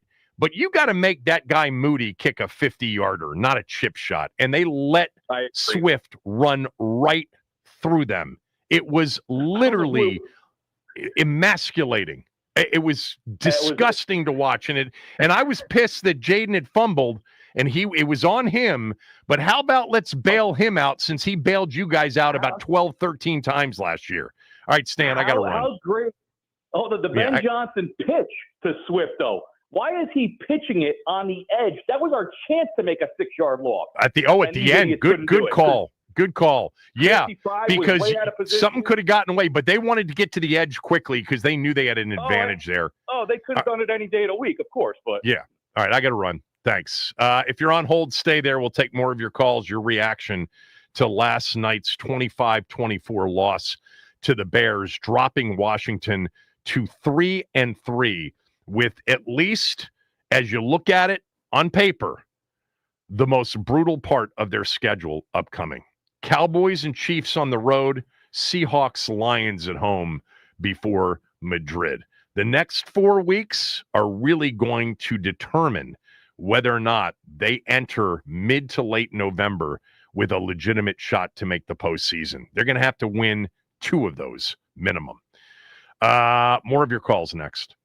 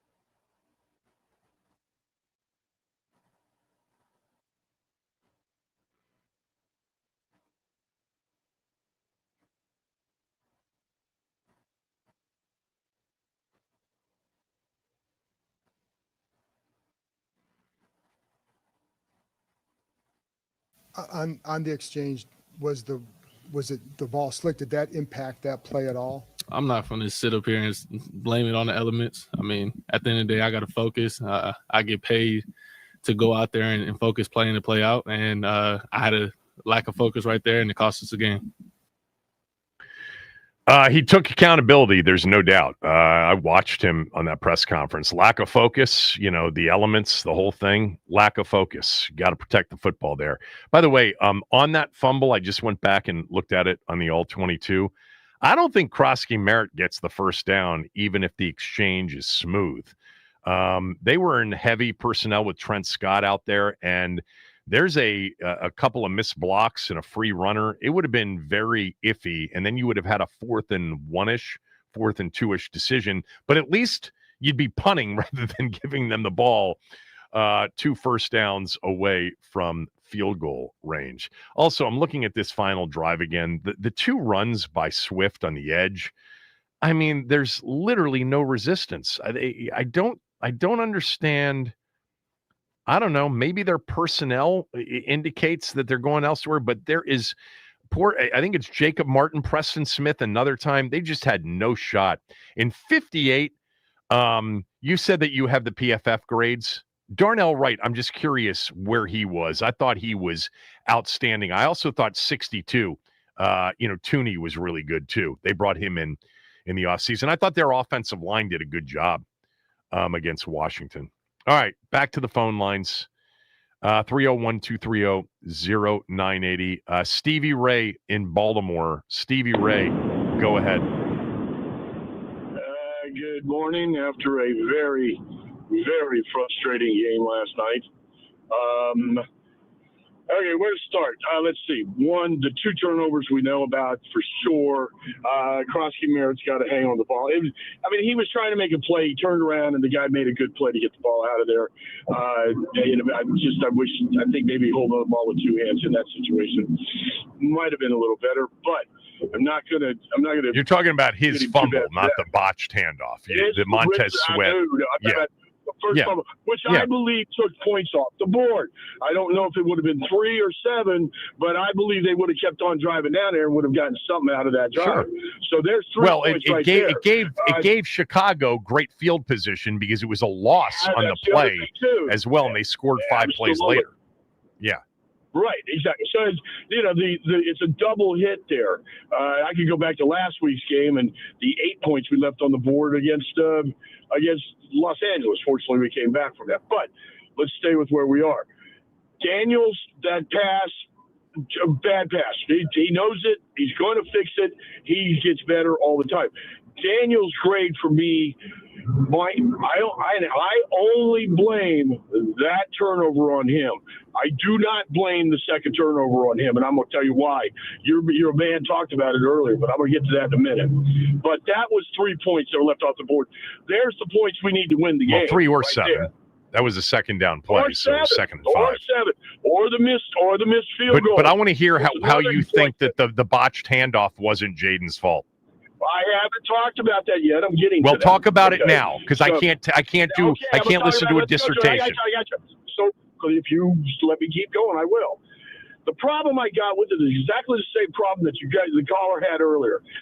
I absolutely hate the idea of running in a shotgun situation when you only got 1 yard to go. Philadelphia's got the idea. You put the man under center. The reason why you put him under center is because every time you put him 4 yards, what? You want him to tush push now, Hello? Jaden, with his frame? No, you're not tush push. You're not tush push. We just compared him to Philly. Did Brady? Philly's got Jalen Hurts under center because they're running the tush push. I just said that what they've got is they know that when you're in that situation, the best thing to do is get the ball into the runner's hands ASAP, as close to where you got to get as possible. You don't put the guy 4 yards off the ball. Okay, now, but they've been doing it for a year and a half. They were a successful third down team, 3rd and short, 4th and short. It's 75% of the league is in shotgun on 3rd and 4th and short. You asked me what the problem was. I've already heard what you have to say. Yeah. Let me finish what I got to say. You got to take the weather into account. The weather was a factor. It was a misty, nasty weather. The chances of him doing what he was doing in that kind of weather, or what happened, was increased by the situation you put him in. I don't blame it on him. I blame it on Kingsbury. Okay. Put him under center and let him get the first down. Your reason is not crazy, okay? Because of the weather, because of the wet football, you want him under center. You don't want a shotgun snap. Thanks for the call. Appreciate it, Stevie Ray. Let's go to our guy, Lap. Lap, thanks for holding. Go ahead. Oh, what's up, Kevin, man? These callers ain't playing today, boy. Man, the sense of urgency is like pissing me off. You know, the way we start in these games, the turnovers was crazy. I think the weather had a little bit of factor into it, but I think I wish he would have passed on that play. And even the possessions that we had after we had 24, I think we should at least got a field goal or something or a touchdown out of it. I think we were too conservative. And it seemed like every week, bro, we have so many chances to score before half, and we don't. And so I just think they just got to come out with a sense of urgency. This team really sucks without Jaden, man. I mean, let's keep it a buck. We're a sorry team without Jaden Daniels. We won't even have a chance without him. So thank God we got the quarterback right, because this team is old. They don't seem like they're in place. And like you said before, it's going to take some time to fix the roster up. We probably need another year or so before that, but we got to address those areas. And our defense sucks, man. And when the defense plays halfway decent, they're probably like a first quarter, first half defense. They're not going to give you. Now, this team, I think, is dangerous if they make the postseason. But just regular season, we're right old now and 3-3 with what they got coming up. Let's get a couple of wins here. Look, thanks for the call as always, Lap. You know, they by score, they started off slowly against Green Bay. They were down 14-0. They were down 10-0 in Atlanta. They were down 10-0 against the Chargers, and they were down 13-0 last night. Last night was a little bit different than last week. Remember, Jaden bit rusty. The offense couldn't do anything on the first two drives. They moved the football right down the field on the opening drive, and then he threw the pick on 2nd and 5 at the Chicago 21-yard line. Now, defensively, they didn't start quickly. I'll concede that. And then the second drive was a fumble, and all of a sudden they're down 6-0, and then down 13-0. Look, the other team had 10 possessions in the game, and on 8 of them, they ended up in Washington's territory with a chance to score. It is really hard to win games when you're allowing 80% of the other team's offensive possessions to go into your territory and be in at least field goal range. Now, one of them did start after the Krosky-Merritt fumble in Washington territory. But if you're going to throw 3 turnovers on top of that from your offense, the fact that they actually had a chance to win the game, I guess, would be an encouraging takeaway.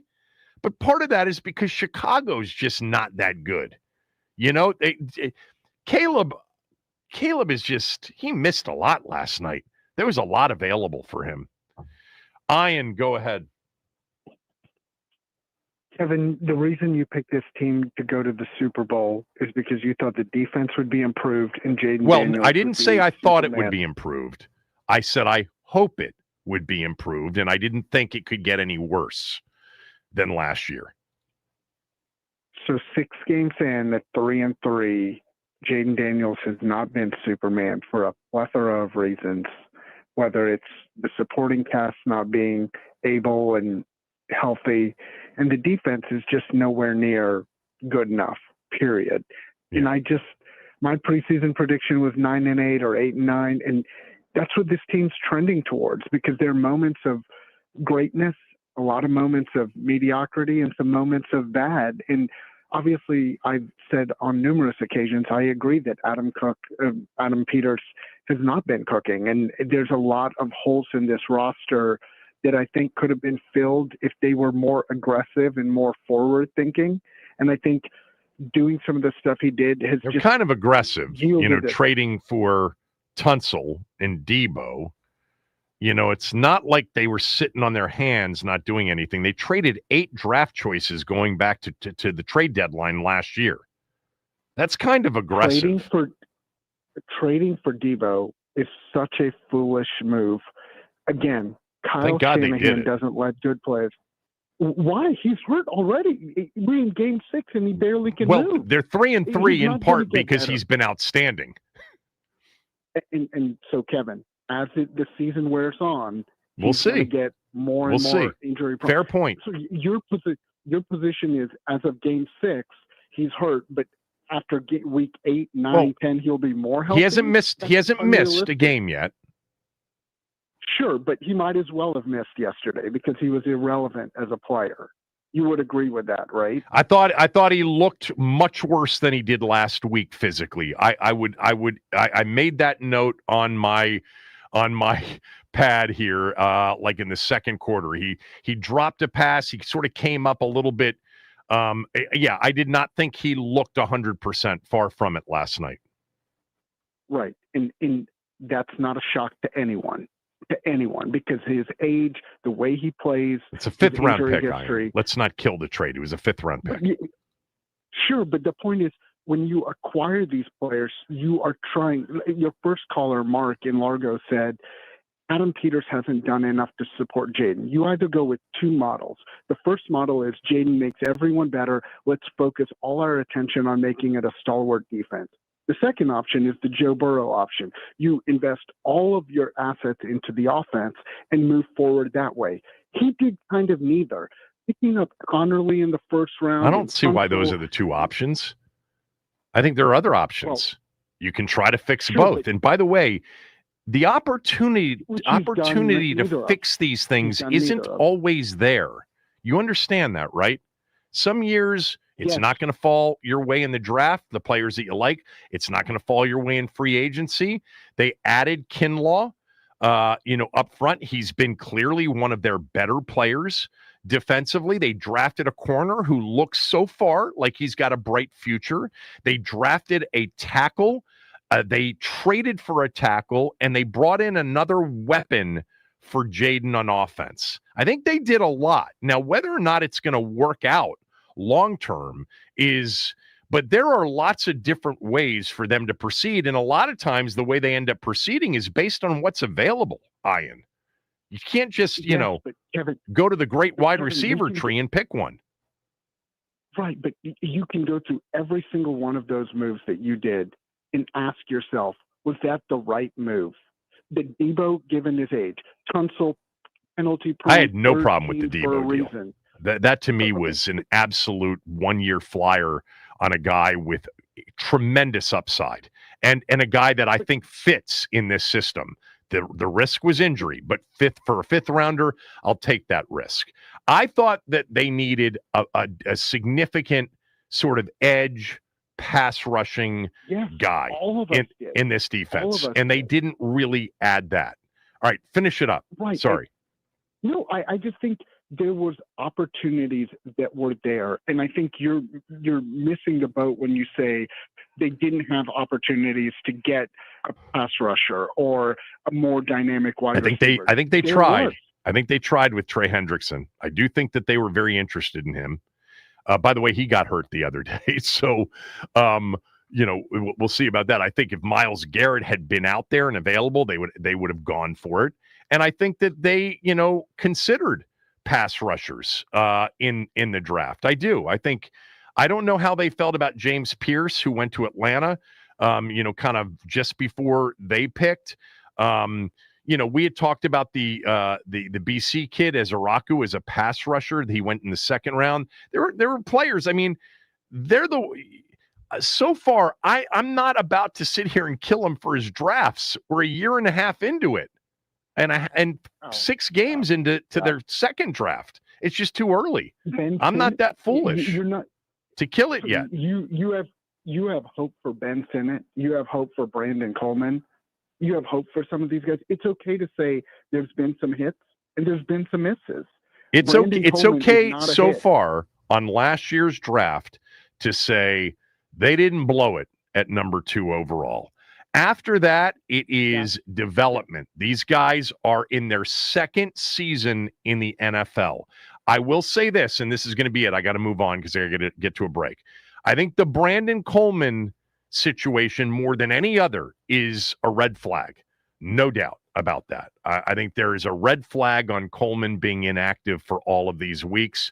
But you're not going to hit on every pick. You'd like to hit on all of them, but you're not going to hit on all of them. Stay there. We'll keep taking calls. Eric, Doc, Ivan, Jameer, Will, Billy, Anthony, Kevin Sheehan Show, the Team 980 and the team980.com.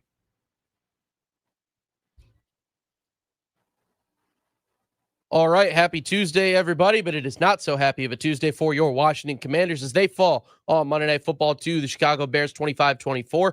Back and forth game where Washington was able to claw back and get them the lead until a fumble late in the fourth quarter gives the ball to Chicago, giving them the opportunity to lead a drive and kick the walk-off field goal. It was also announced this morning that Washington is signing edge rusher Drake Jackson, who missed 2024 with a patellar injury that he suffered in 2023, to basketball. The Wizards, they get a preseason win over the Knicks, 120-103. Marvin Bagley leads the Wiz in scoring with 18 points, 11 rebounds, and 3 assists on 7 of 8 shooting from the field. To baseball, the Mariners, they shelled the Toronto Blue Jays by a score of 10-3, take a 2-0 lead in the ALCS, and the Dodgers take a 1-0 lead over the Brewers in the NLCS after a 2-1 win in Milwaukee. Tonight, the Caps are hosting the Tampa Bay Lightning. Spencer Carberry says Pierre-Luc Dubois is day-to-day and will miss tonight's action. Logan Thompson expected to get the start in goal. Puck drops at 7 p.m., and that'll be on 106.7 The Fan. This update is sponsored by Team 980 YouTube page. Just open the app, type in the Team 980, hit subscribe. Kevin Sheehan is live every day from 10 to 1. You can catch Denton's office throughout all of football season. Don't forget to hit the like button whenever you do decide to join us and turn on notifications to stay up to date on all things DC sports. And that is what's trending.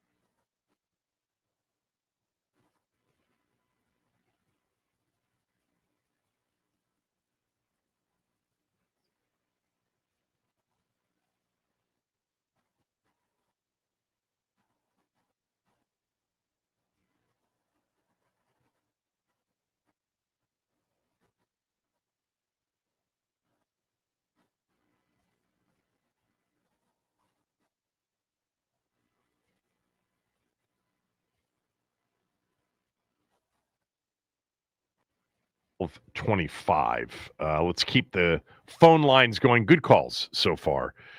We are experiencing as a community this painful loss together. We're used to it. We went through years and years of these Mondays. It got to the point where, or Tuesdays in this case, it got to the point, remember, where it wasn't as passionate anymore on Mondays after a loss. So on one hand, it's good that we're fired up once again.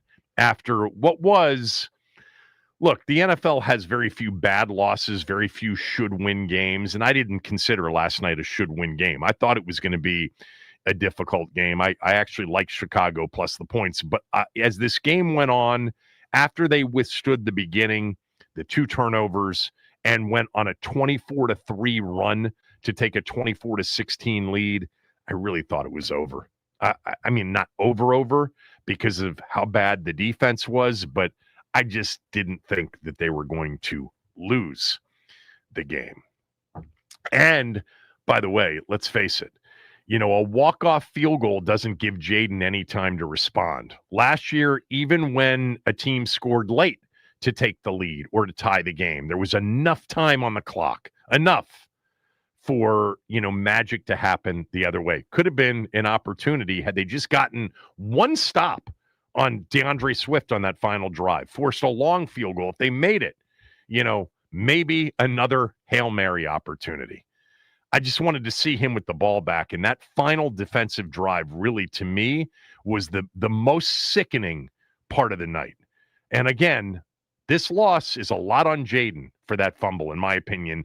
I don't think they should have been under center or shotgun or it's not an unreasonable opinion that because of the weather, he should have been under center, but they're just not under center that much. Okay.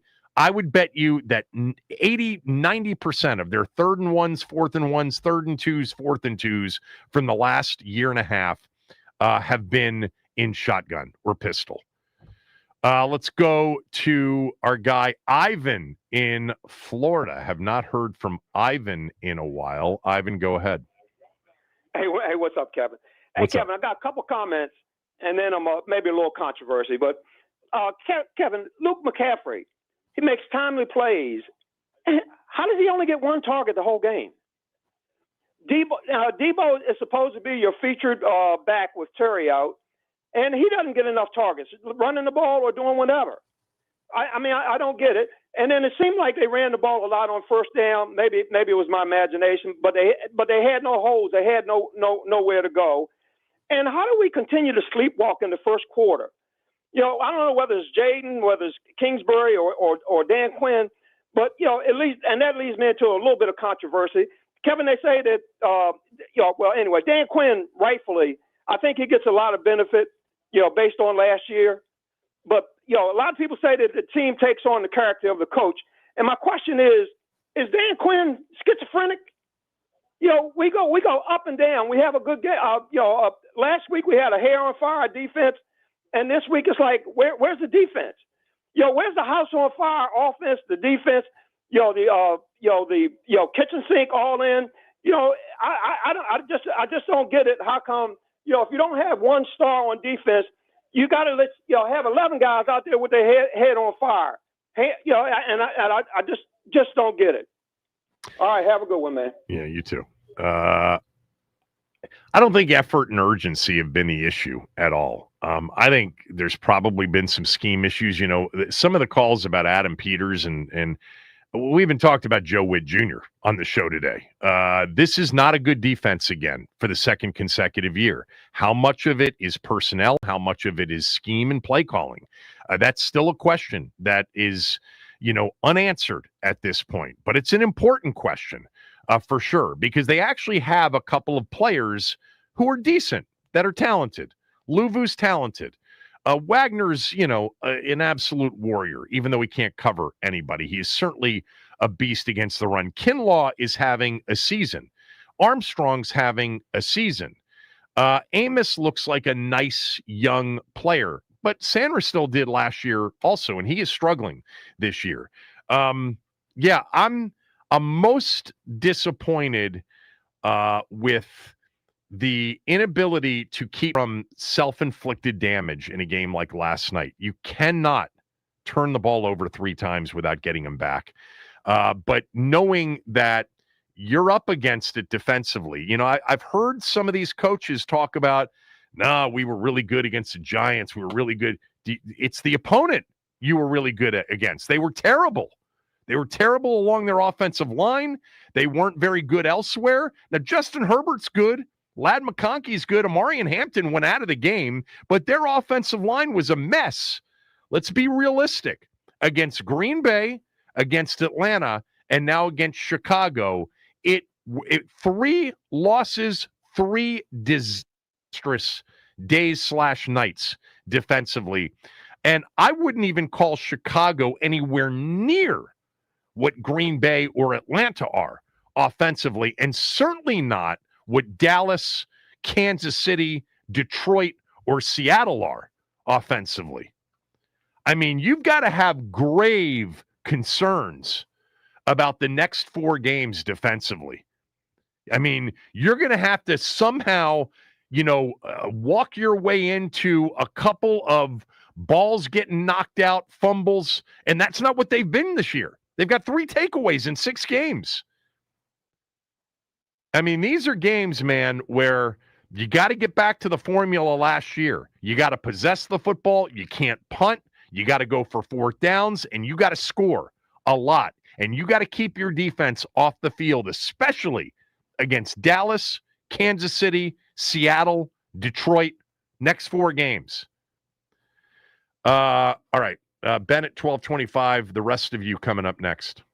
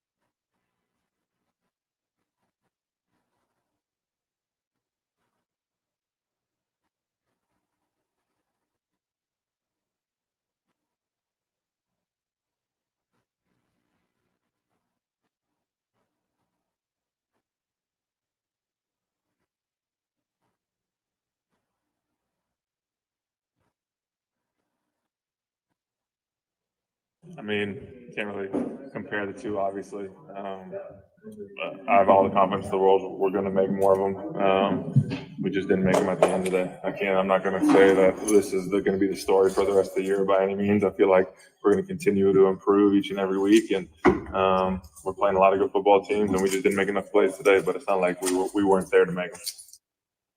Zach Ertz after the game last night.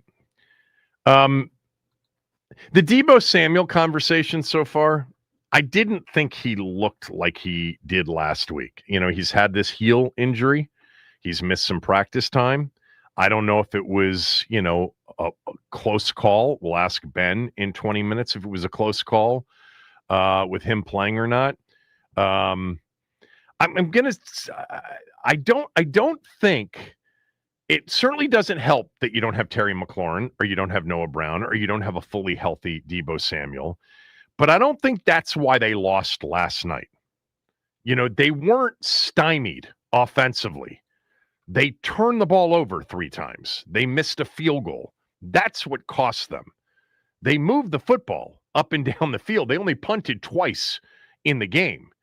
And they went from down 13-0 and they ran off 24-3. And it's not like they got takeaways back.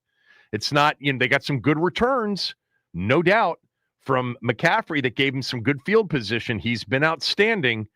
But to me, last night, it's just really simple. Like if you're summarizing it for somebody who didn't watch it, they turned the ball over 3 times, they missed a field goal, and they couldn't stop the other team from running the ball or essentially doing whatever they wanted to do, especially at the end of the game. All right, 301-230-0980. Will in Fort Lauderdale's been on hold for a while. Will, I appreciate it. Go ahead. Thank you. Appreciate you and all you guys. Kev, I'm trying to keep my emotions in check, which I'm doing good today. I'm doing good. But just wanted to run this by you. That last call, the shotgun on 3rd and 1, I mean, that drives me crazy. Why do we go shotgun 3rd and 1 when it's terrible, conditions are wrong, are horrible? Why don't we just get under center and just try to get a push? Maybe you got two possessions on that to kill the game, and that's what's bothering me. I mean, it's just a bad call. I don't know. I don't know football, but I do know that it always happens to us. They get penetration in the backfield, and nothing happens on. Well, that's not what caused the fumble. Penetration in the backfield did not cause the fumble. Jaden's loss of grip on the football caused the fumble. Yeah, he did. He lost it right off the bat. He never had control of the ball. The other thing. But let me just mention one thing. Of course. They went for a 4th and 2, in the 3rd quarter, and it was 4th and a short 2. He's in shotgun, and they complete a pass to McNichols. They pick up the first down easy. I mean, if you're gonna say you don't like them in shotgun on the one they miss, you got to say that you don't like them in shotgun on all of the 3rd and 4th downs over the last year and a half that they've picked up in shotgun or pistol. I just don't see that. If your argument is what one of our callers' arguments was last hour, that, in those conditions last night, wet ball, the whole thing, I want them under center. I don't want shotgun. You could argue that under center is just as, if not more dangerous than shotgun with a wet football. At least you got a chance to catch it in the air. And he didn't. He never got control of the football, and he lost it, and Krosky Merritt had no prayer. I just can't jump on board on the needed to be under center on that play. It's not how I feel. But you're entitled to your opinion. Fine. What else do you have? Yeah. The other thing was we were lucky enough to stick around that game. They gave us so many opportunities to extend drives because of the penalties. I mean, it is the game, but good Lord, we had a chance to put these guys, bury them, and we just couldn't. That's what also has me eating. We had opportunity after opportunity to just put this game away, but it is what it is. And you know what?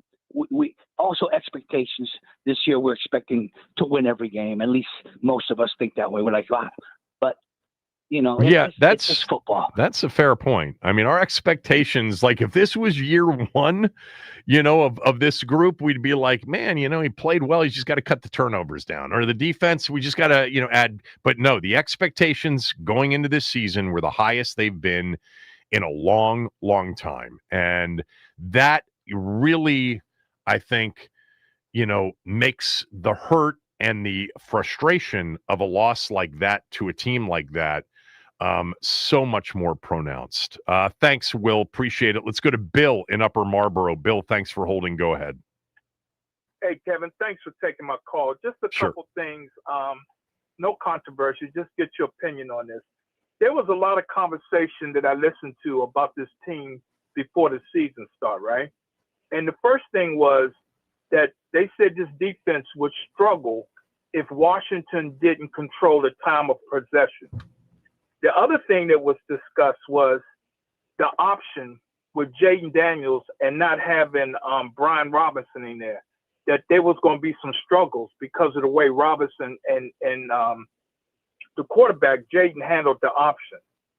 And then they talked about Terry's holdout, that he was going to get hurt before the second game, and it looked like that happened. Right.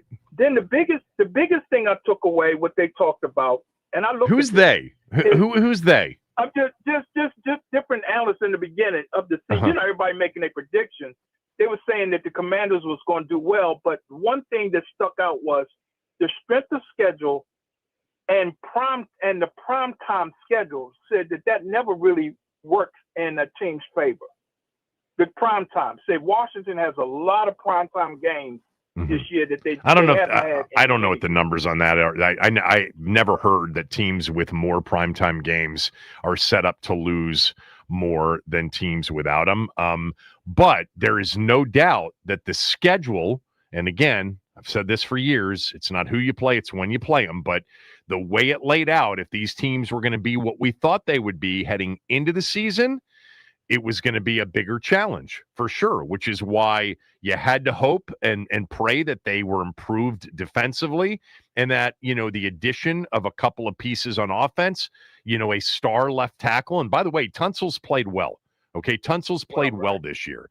And a Deebo Samuel and maybe a rookie right tackle, in the first round that you could elevate from where you were last year, be a better team. By the way, a lot of, year two, same system, should be some growth there to begin with. But through 6 games, you haven't had your starting quarterback in 2 of those games, 2 of the 6. You lost one of them. And bottom line is, had he played in the game in Atlanta, I think they would have had a chance to win that game. I think it would have been a difference. And your defense really isn't improved that much. There have been moments where it's like, okay, they seem to be better against the run. They seem to have a better pass rush. But, last night was illustrative of this could be another long, couple of months defensively where you're asking Jaden to be Superman on a lot of nights. And you're going to ask him to do that against better teams more likely than not. Thanks for the call, Bill. Let's go to our guy, Eric in Norfolk. Eric's been on hold for a while. Eric, thanks. Go ahead. Yeah, Kev, this is another tough loss, another one to another NFC team, which is going to be tough come any potential tiebreakers, and also on a week where both Dallas and Philly lost. We kind of really needed this one. And, I thought we were going to take this one. And one of the things that really stood out to me was the difference in body language and composure on the sidelines between Jaden and Caleb. We were down 6, and Jaden looked totally confident, totally cool.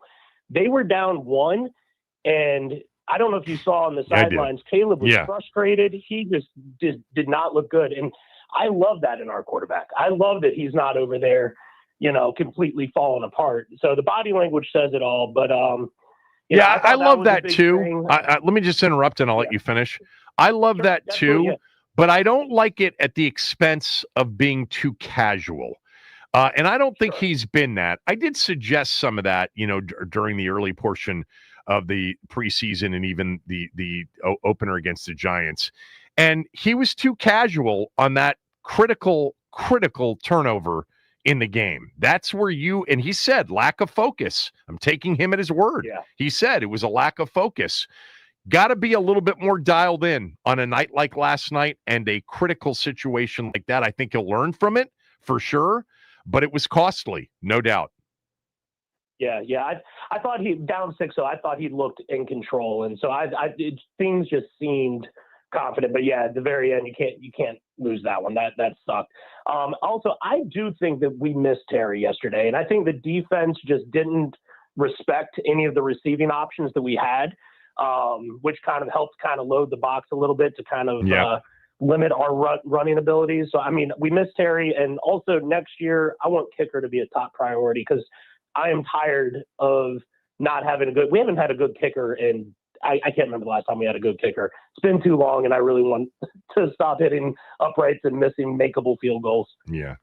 Yeah, I mean, it's a 50-yarder, but to your point, 50-yarders are yesterday's 40-yarders. You gotta make them, period. Thanks for the call, Eric. Let's go to Paulie. Paulie, go ahead. Big guy, how you doing, man? Hell to What's the up? W. Man, tough loss, man. Yep. Hey, you pretty much set it all, man. We didn't play a clean game. We're not good enough not to play a clean game. And I could sit here and say that this stems back to the beginning of training camp. You know, it was a lot of noise this training camp. And I think you kind of see it bleeding over into the early part of this regular season. Now, I think a lot of us want to see the team that we've seen make the run at the end of the year, and we're just not there yet. We're not. The continuity's not there. You know, like Jaden said, a lack of focus, and it wasn't just him. It was across the board. Something got to give on this defense. I'm sorry, man. It's time to sit Bobby Wagner down. He has become a liability on the field. Don't tell me he's a good run stopper and Well, he is. running all over us last night. No, He is. They ran all. Listen, no, he is in the tunnel. Straightforward, that's it. And I've been saying this since last year. You know, it wasn't just Swift. Their backup running back was running wide on us because he can't get through the wash anymore. He doesn't have sideline to sideline quickness. I would say speed, but he don't even have the quickness no more. It's time to sit him down. I'm sorry. You know, I love Wiley. Great competitor. 2 games in a row, Wiley's getting pushed around in the middle now. I'm glad Cosme is close to coming back or whatever. Right. But it just, to me, last night, we couldn't get the stops on defense in the fourth quarter, and they did. And that's what the game boiled down to. And that, you know, and you can't, like you said, you can't turn the ball over 3 times and not get turnovers back. And for crying out loud, if you a D-back, you know, Mikey got to come up with that play. It hit him right in his hands. That cost 3 points. So it's just, you know, attention to detail is not there for us right now. And we 3-3. Regardless of how many, you know, losses we got in the cup, all that doesn't even matter right now. It's a 1 game at a time season at this point. Because right now it's almost like we still in preseason mode, where the rest of the league is in. I watched Sunday and I said to myself, a lot of good teams lost on Sunday, and a lot of teams played well on Sunday. Yeah, there is an extraordinary high level of parity in the league right now. Right. That is true. Here's my big concern out of last night, and you're right. Like, you know me. I know that this league changes and we could be feeling completely different about everything in a couple of weeks and be incredibly positive. And the return of Cosme and the return of Terry and all these different things make a difference. Jaden gets more into a routine. They don't turn the ball over.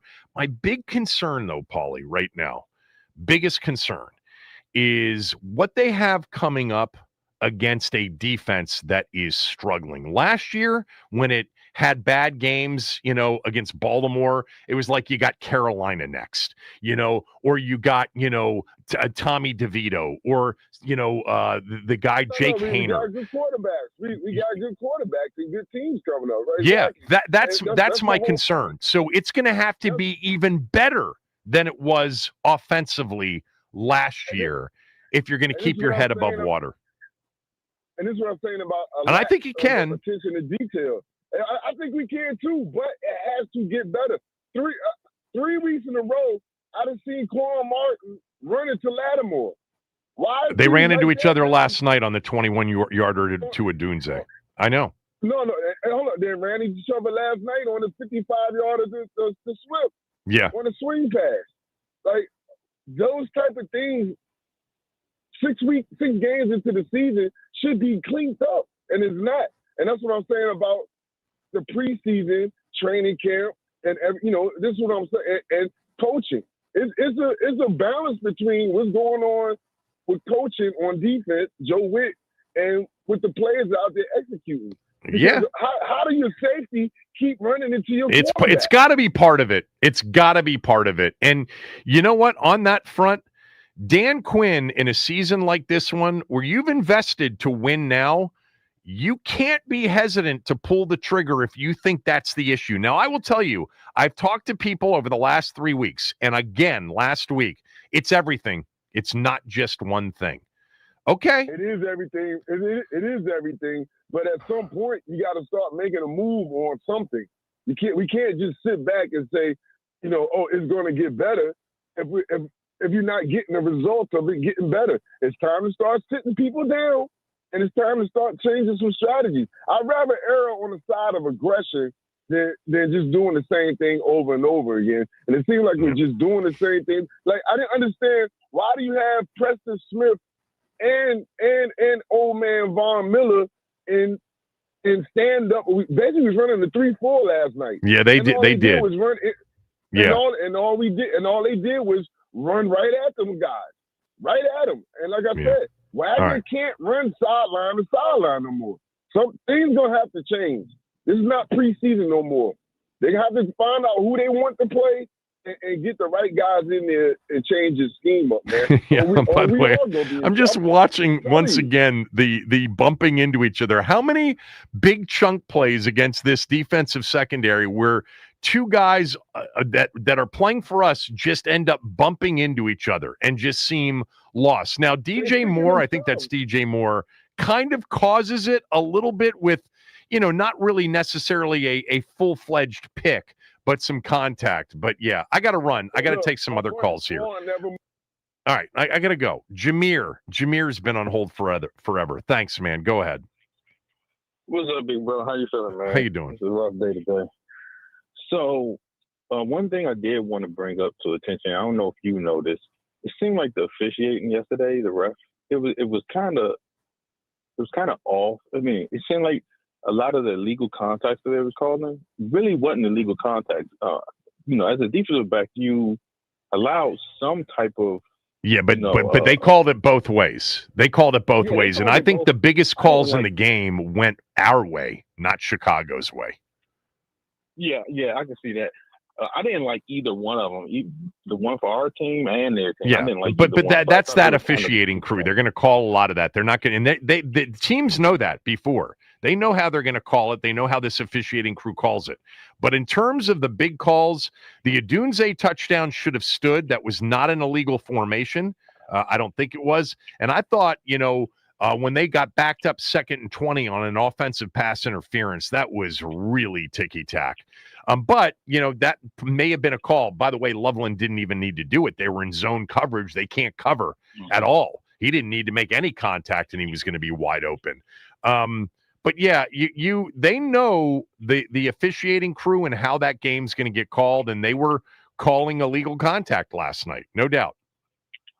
Yeah, and then a couple callers ago did bring up the fact with Terry. McLaurin.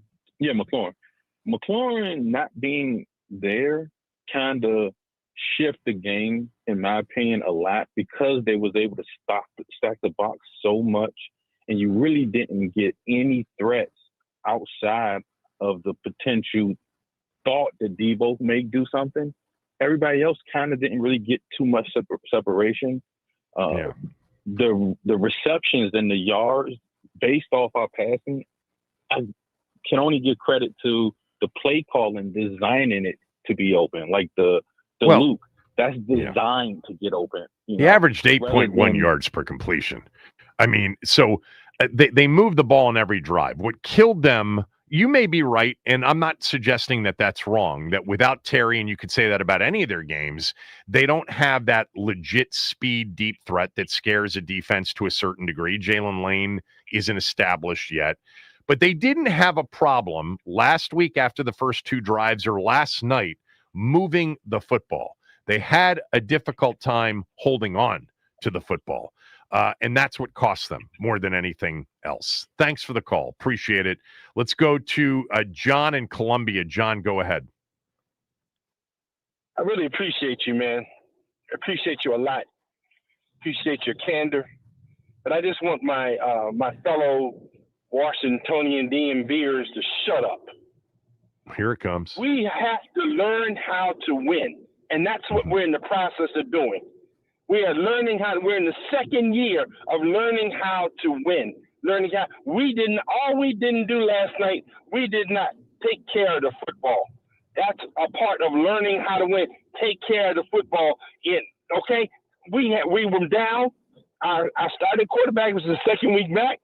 We're down wide receiver 1, wide receiver 2, and offensive lineman number 1. Okay, we're still trying to work our way into things. We're still learning how to win. Our defensive concept, we didn't have a great night, but we did have we had a decent night when it came with the push. We didn't have a good night on the ends. We got to continue to work on that. We're going to try to do it. I remember last year when we were the prohibitive underdogs against the Detroit Lions. Everybody thought they were going to run us out of Motown. Okay, we learned how to win, and we flipped the script. Come on, people. Come on. Stop it. We're learning. I like everything you said in the call, because there is a level on Mondays after a loss like that, especially now that we have some expectations of them playing well and winning a game like last night, which is far different than where we used to be. But I love the fact that it is absolutely insane to punt at this point on the season. It's just not the way the NFL works. And yeah, they're still learning here. With one exception, your call was great, in my opinion. Defensively, they weren't good anywhere last night. And that's what is my biggest season-long concern. Every even halfway capable team they have played, okay, starting with Atlanta, Green Bay, and Chicago, they have been outclassed, outwitted, everything defensively.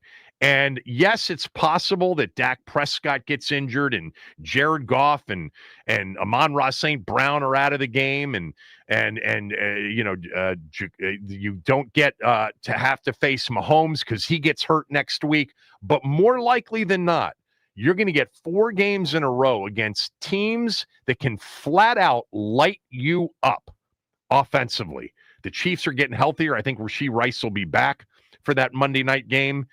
And last year, it was like, okay, the defense stinks, but it's Jake Haener.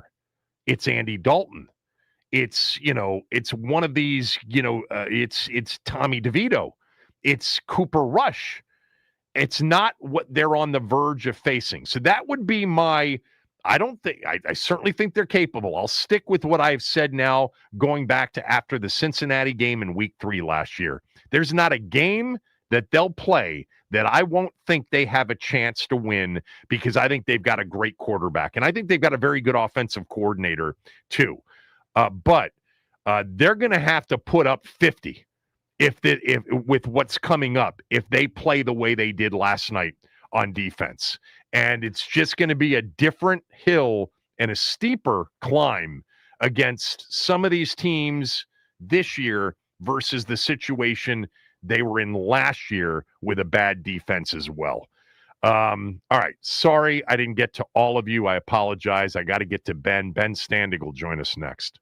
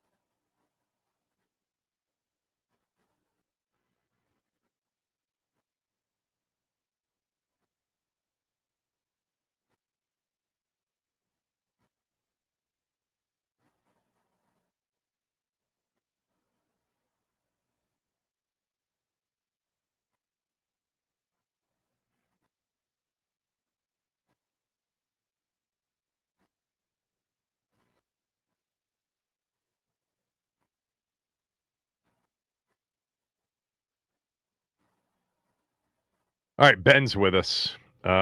He was there last night. We've talked about it now for 2.5 hours. Ben joins us Mondays and Fridays, but Tuesdays after a Monday night game, and we'll do this again 2 weeks from now. It'll be interesting to see where they are 2 weeks from now after games against the Cowboys and the Chiefs on the road, a rather critical stretch of the schedule coming up. But let's start where we always do, your big takeaways from the game last night. Yeah, look, always, of course, pleasure to chat, Kevin. Obviously there are specifics to the game. Another slow start, the defense allowing too many big plays, big chunk plays once again. Obviously the turnovers on offense were a killer, the last one in particular, but just you can't lose the turnover battle 3-zip and expect to win in this league. But I think the bigger picture for me is because you ask me this question every week, what's my big takeaway? And because of that, you're always like, okay, well, what happened in this game, good or bad, that you want to focus on? The defense in week 1 just throttled Russell Wilson. In week 2, it looked like they lost to a team that's going to go win the Super Bowl. And in week 3, the Raiders, were kind of a mess, and Mariota came in and did a good job. Week 4, the defense was giving up those too many big plays again to Atlanta's skill players. And last week, hey, there was some good resolve, right? They come back from that deficit. And with each time, you're like, okay, where is this going? What is it building towards? And after last night, I've decided I'm going to stop that, because this team is, after 6 weeks, it's fair. No matter what Scully and Mulder want to tell us, I don't know that the answers are out there, or at least I can't say over and over again, hey, this just happened, ergo, this is something to watch going forward. It's a one step forward, one step back. And, that's one of the more maddening kind of teams to cover, because if they're good, hey, let's talk the positives. Even if they have a setback, you see that there's a lot of strengths here, or there's some good karma, as was maybe the case a year ago, plus with Jaden doing what he did last year. When they're bad, you're like, all right, well, why are they bad? They don't have enough talent. They're too young, too old, too whatever. And you can point to things. In this case, what am I going to say, right? Like whatever happened in this game, to a degree, we've already seen it. But even if to say, well, but they can fix this, things will change, maybe for a week. But until there is something different, I don't know that there will be anything different. And there's obviously, again, the certain weaknesses have popped up in several weeks, right? They've fallen behind by double figures in 3 consecutive games. Again, the defense is giving up too many big plays. We know the offense is missing some pieces. The offense is actually, even yesterday, largely has been doing a pretty good job considering what they're missing and all. But what are the strengths of the team right now? I know that they have like the number 1 ranked run defense, but every time, or run offense, sorry, but or go, at least they did going into this game. But every time we say that, I don't think any of us are going that it feels that way. It doesn't feel like they're imposing themselves on our team. They're just getting a lot of yards, i.e. It's also why they've been pretty low in time of possession. Defensively, sure, we can point to some players and some position groups and say this is good, but when the other team needs to make plays, they do. I mean, yes, Jaden fumbled the ball yesterday, but the defense didn't do anything to stop it much either. And then, of course, the DeAndre Swift play, right after the Zach Ertz touchdown, what was a killer. So until there's some sign of direction, I just kind of starting to refuse to say this is where things are going, because no idea that I can say that with any real seriousness, and I don't think they can say that with any real seriousness, no matter how much anybody wants to tell me it's still early and all that stuff.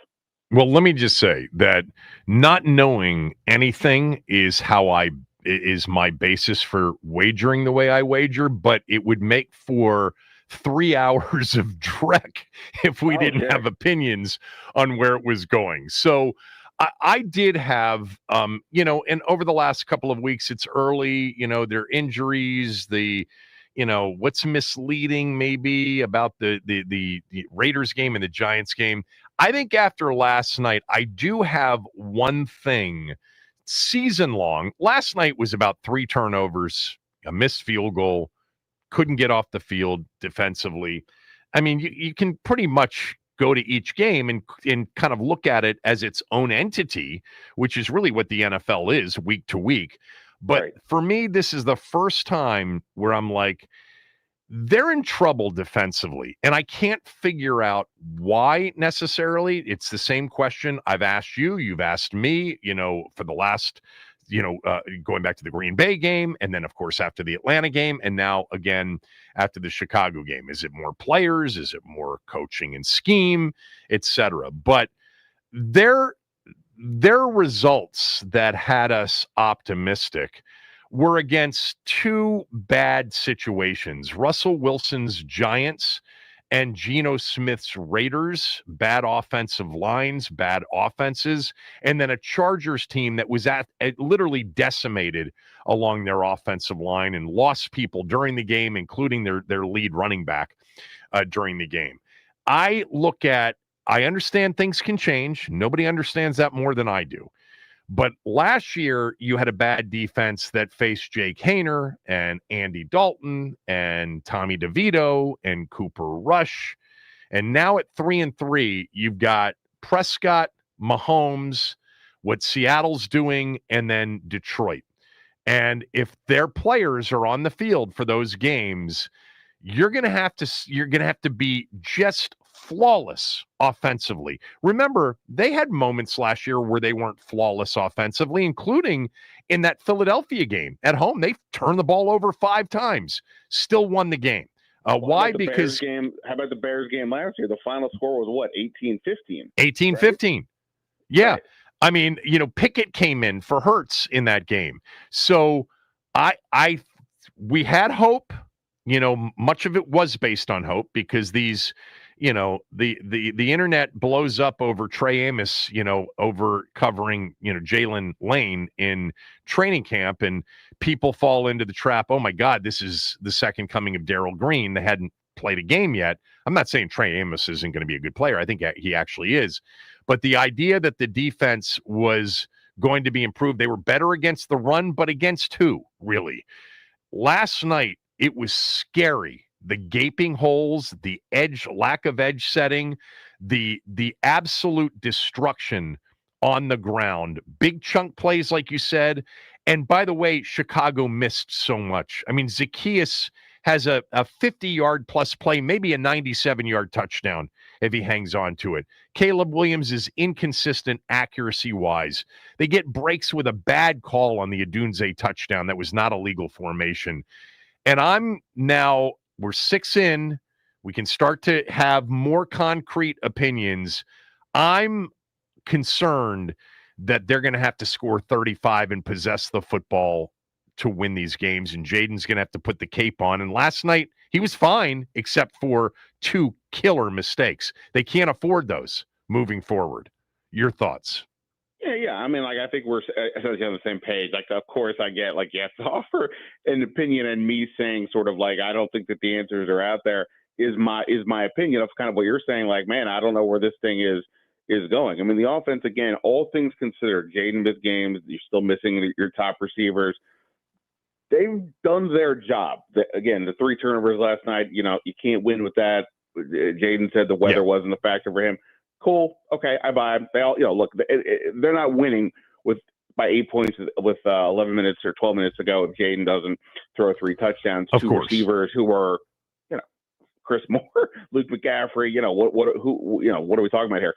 But yeah, no, I mean, I agree. And the defense has become problematic. And look, again, I can you go back and listen to what you and I have talked about for the last 6 weeks. I've been saying, until we see the defensive line impose itself on a team that is a strong, the defensive line impose itself on an offensive line that is good, or it's talent. I can't sit here and say that they're legit. I mean, the Chargers could have been that team, except that then they lose Joe Alt on top of having already lost Rashawn Slater. And yes, the defense, it took control as that game went along. But, we already knew that Justin Herbert was getting beat up a bunch. And I think the thing last night was, on both sides of the ball, one, the Bears had the 31st, I believe, ranked run defense going into this. And yet Washington, they had 100 yards and 4 yards of carry. Okay. But again, it felt they were largely bottled up most of the game, and obviously Jaden had some of that, and his scrambles are a little bit different than the traditional run game. So there's like not taking advantage of what seemingly would be a strength.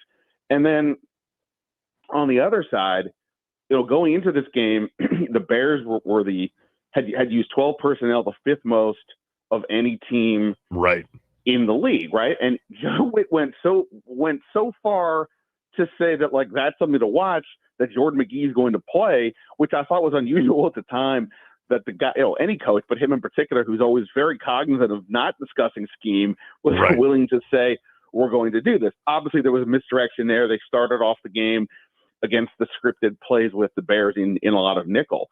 But what became interesting was that the Bears were like, no, we're going to keep doing it. You keep doing we'll that. keep doing it. And so McGee doesn't even play because they're in 11 personnel. Yeah. He plays one snap. According to Next Gen Snap, it was the most 11 personnel ever by a Ben Johnson coordinated team. Yeah. Most ever. Wow. It was right like 88%, something like that.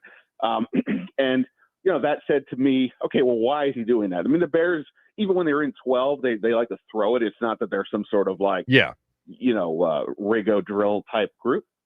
But it seemed to me to suggest on some level that they like the idea of having Mikey Sanders still out there as the nickel, as a smaller player somewhere around the line. And obviously teams have been getting production off of him rather than going with a bigger body, Jordan McGee or somebody else like that. And that's a tactical move that they made. And I'm not saying that I haven't watched the all 22 yet, so got to look, but I'm not saying Quinn and Joe Witt didn't have their own thoughts, but that was an obvious one that the Bears did that I think helped swing the game for them. And this is kind of just what I'm saying. It's just like week over week, unless,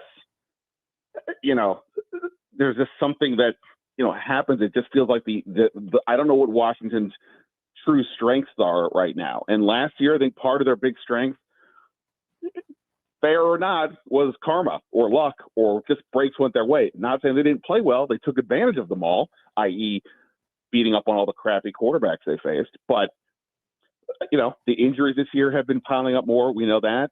And, they're facing better quarterbacks this year, and they've been unable to stop them. So, and look, when you have the older team, they have the oldest roster in the league. It's the downside of that is there's no upside with that, right? You can't just sit here and go, the 30-somethings are all of a sudden going to improve a ton, at least with younger players. That's the hope. Hey, we don't know what the future is. So when you keep bringing in all these older guys, where is it going? And that's part of the increasing concern as well. How can anybody sit here and go, hey, they're a young team, watch out? Yeah, certainly there's certain players that are. McCaffrey and Jalen Lane. I mean, Luke McCaffrey has the greatest production to reception ratio of any player probably in league history. It's one catch a game, and it's an amazing catch, but it's also one catch. That's kind of all it is. I think he had one callback by penalty. Yeah. And that's just kind of where we're at. There's just, I don't know where this thing is going. And like I said, they beat Dallas. They even if they lose to Kansas City, if they have a good performance, this thing is not over. But no. This is just to my point from the start was, I'm just sort of over thinking that each week there's maybe, okay, well, here's where now it's going now, and better or worse. Yeah, but the truth is, in the NFL, we could do that with almost every team. It is so week to week in nature. I just think that we do have sort of a growing concern that's now based on more than just a small sample size. And it was a concern all last year. It was their biggest flaw last year. And I am curious as to how much this is Joe Witt and scheme and play calling, how much is execution personnel. Because if it is scheme and play calling, and we saw, Quan Martin and Lattimore bump into each other a couple of times again last night, and these big chunk plays, why are they happening over and over again? Last night was really reminiscent of last year, the number of times that Swift got to the edge, especially on that last drive, which was humiliating, actually, for the defense. And whether or not it could lead to changes, personnel changes, if they think that's it, or maybe something more significant. And we'll see. I think the answer is probably nothing right now, but last night was jarring. It's one thing for that Green Bay team to do what they did, and even the Atlanta team. We've seen they've got two legitimate superstar players and a very good offensive line and a quarterback that is very capable. But last night, I mean, what Chicago missed is probably another 150 yards of offense, another 100 anyway, and another bunch of points. And to your point, I'm with you on the offense. It's the 3 turnovers are devastating. Don't get me wrong, but they're not in that game without Jaden Daniels. They don't have a shot without him. But all right, real quickly, because I am running up against a break here. Was Debo not right last night? I thought last week he looked fine. And I thought last night he didn't. Yeah, there was a point in the press box where there was a discussion about how come Debo's not playing. I'm like, no, he's out there. It's just not happening. Look, I thought a potential telltale sign of what they were thinking of Debo's health before the game was that they brought up or elevated not just Tay Martin, but also Ja'Cory Brooks. Maybe part of that was like Tay Martin can help on special teams, and maybe it should be viewed in that regard. But to bring up 2 receivers when really? Martin and Ja'Cory Brooks got called up. I didn't know that. Yeah, so that made me think, okay, does that mean they're not 100% sure what they're going to get out of Debo? And there was the pregame discussion with Quinn and the training staff and Debo, and that happened sometimes, but typically that's happening with players that were a little more like, hey, they're a little more game time decisioning. Now, Quinn would not tell us for sure on Saturday whether Debo was definitely playing. Again, I always assumed he would, but it seems like maybe it was more of a concern than it was the previous week. And again, it's kind of remarkable. I think the most positive takeaway I can have on this one, Kevin, and something we've talked about a lot in the past, is when you have a quarterback like Jaden, he can elevate guys who were just guys into bigger roles, and that clearly happened last night. I'm not saying not saying that Chris Moore, McCaffrey, and Lane turned into no, but you're right. But they were productive. They did enough, even without Debo. So I think ultimately that's like the biggest positive I would take away from the on-field stuff. But yeah, it doesn't seem like Debo was quite right. And then the question will be, what does this mean? Is he going to have to miss practices a bunch more? Is this going to linger? That was one of the questions with him coming here. The health, which is ironic that he's the one that's playing, and Terry, who has had this consecutive game streak, is the one that's missing time. Last one. Is Terry, do you think, going to be back for Dallas? Well, if you don't know, you don't know. I just thought that it felt like it was getting closer this past week, and that even last night was at least an outside hope. I didn't think last night was any real hope this week, but look, at least we did see him do something on the side field. But I mean, he wasn't even listed as limited in any practices, so we'll see. If he's unable to go this week, you won't have any problems, no matter what happens in the Dallas game, finding people to discuss a topic, because the idea of Terry having now missed 4 games, and that will light up your phone lines in light of obviously his whole off season. But I don't know. I mean, the Noah Brown part of it to me seems maybe a little more hopeful, just because he was an actual limited participant in practice. Knowing his history, I'm certainly not going to go too far on a limb, but that one maybe seems closer than Terry. But yeah, hopefully, they got to get him out there, because like you said, ultimately it feels like their offense is going to have to outscore everybody like they did a year ago. And, the only way to really do that is have Terry out there with Debo and Jaden and so on. All right. Got to run. Thanks. Yeah, man. Ben Standig, everybody at Ben Standig on X on Twitter, has a Substack column, and it's worth subscribing to. All right, boys and girls. That's it. We got another 3 hours to do it tomorrow and the rest of the week. And Sunday is big in Dallas now, much bigger than it was before last night's loss. Chris Russell next.